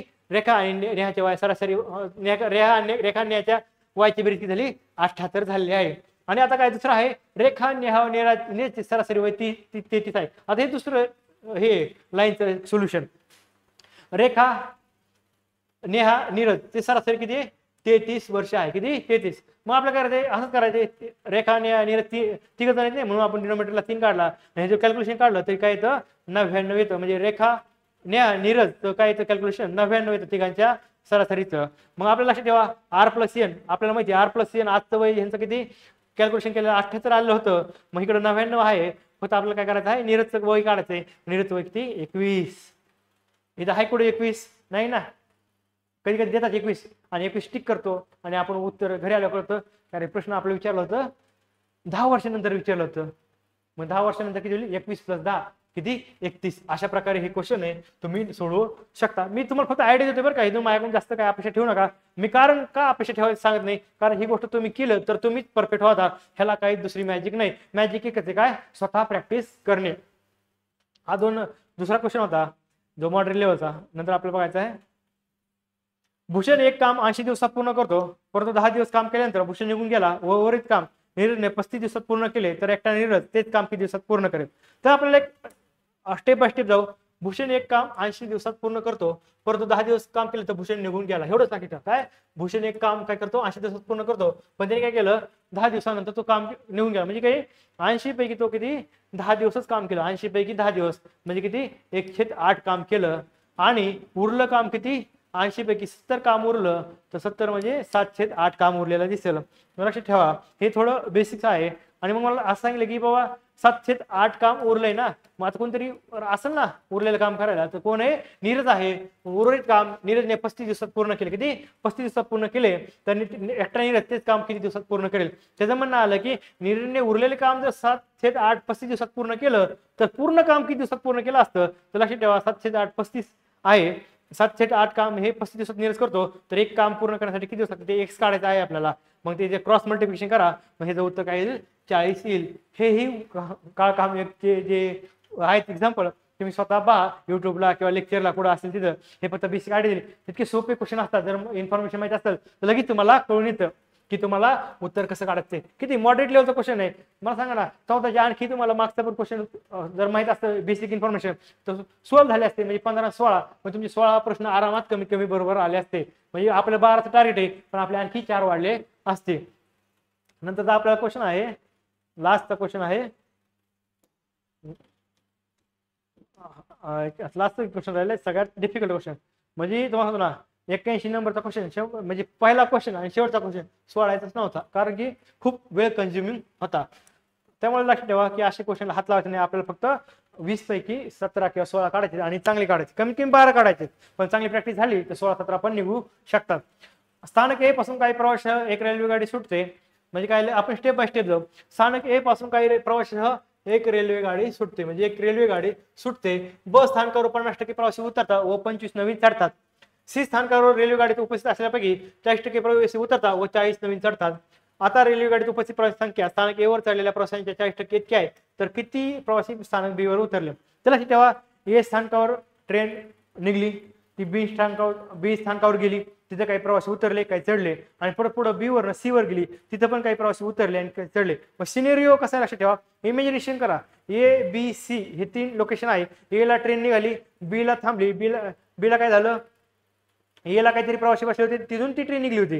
बी ला काय झालं बी ला काही प्रवासी चढले काही उतरले आणि सी ला पण तेच झालं. सी त्या स्टेशनला गेल्यानंतर सी ला काही चढले काही उतरले. हे थोडक्यात असं एक स्टोरी आहे.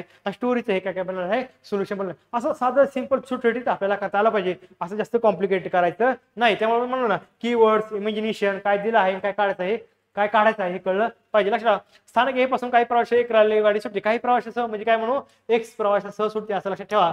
बी स्थानकावर 50% प्रवासी उतरतात व 25 नवीन चढतात. त्याचं कसं लक्षात ठेवायचं 50% प्रवासी उतरतात ना, ते गेले ते काउंट मध्ये धरायचे नाही. 50% उतरतात उतरले ते गेले, मग 50% राहिले. किती 50% राहिले म्हणजे 50% कुणाच्या ए मध्ये होते ना.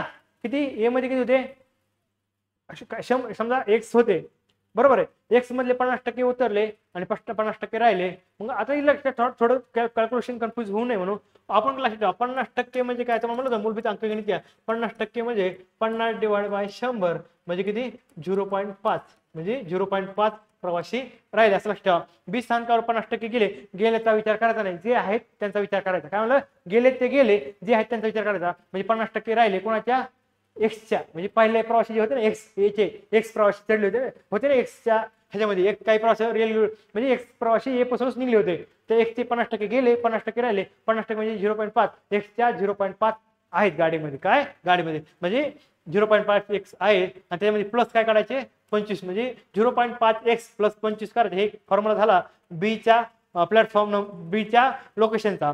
आता सीची परिस्थिती बघायची. सी स्थानकावर रेल्वे गाडीत उपस्थित असल्यापैकी 40% प्रवासी उतरले व 40 नवीन चढतात. इथं पण काय झालं 40% गेल्याचा विचार नाही करायचा, पण किती राहिले 60% राहिले.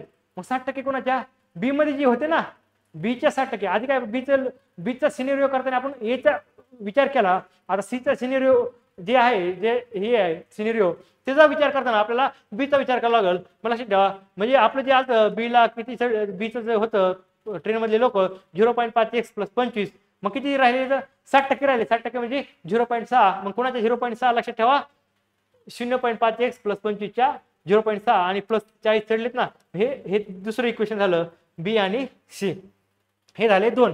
इथपर्यंत आपला क्लिअर झालं. आता रेल्वे गाडीत उपस्थित प्रवासी संख्या स्थानक ए वर चढलेल्या प्रवाशांच्या 40% इतकी. आता हे महत्वाचं आहे. आता रेल्वे गाडीत उपस्थित प्रवासी संख्या स्थानक ए वर चढलेल्या प्रवाशांच्या 40% इतकी आहे.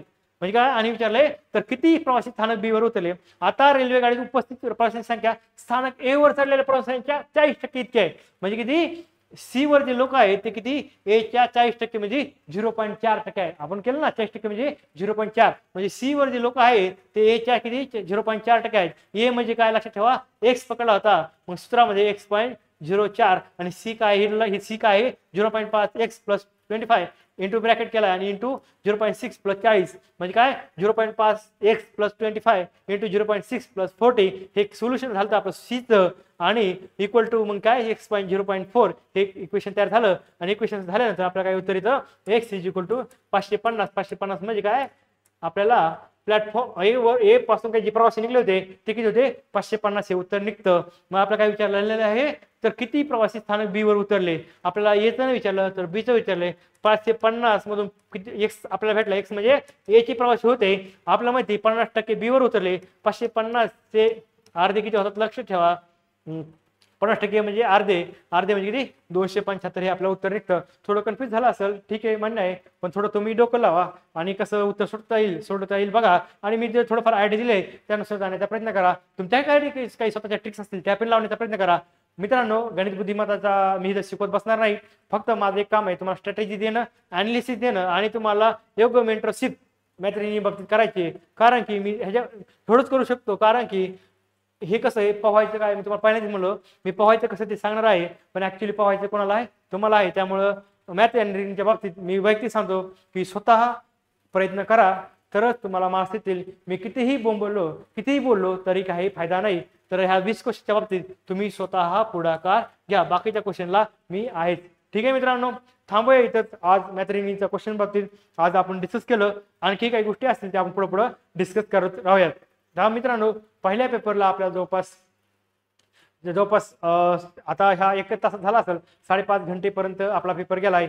नंतर ते थोडंफार आपल्याला 4-5 घंटे लागू शकतात 4 किंवा 5 घंटे लागू शकतात 2023च्या पेपरला. मित्रांनो 2022च्या पेपर पासून आपल्याला 3 तासाच्या वर वेळ जाणार नाही. आणि नंतर जसं पुढे जाऊन मे बी आपला 2.5 तास 2 तासामध्येही पेपर उरकू शकतात. त्यामुळे तुम्ही टेन्शन घेऊ नका.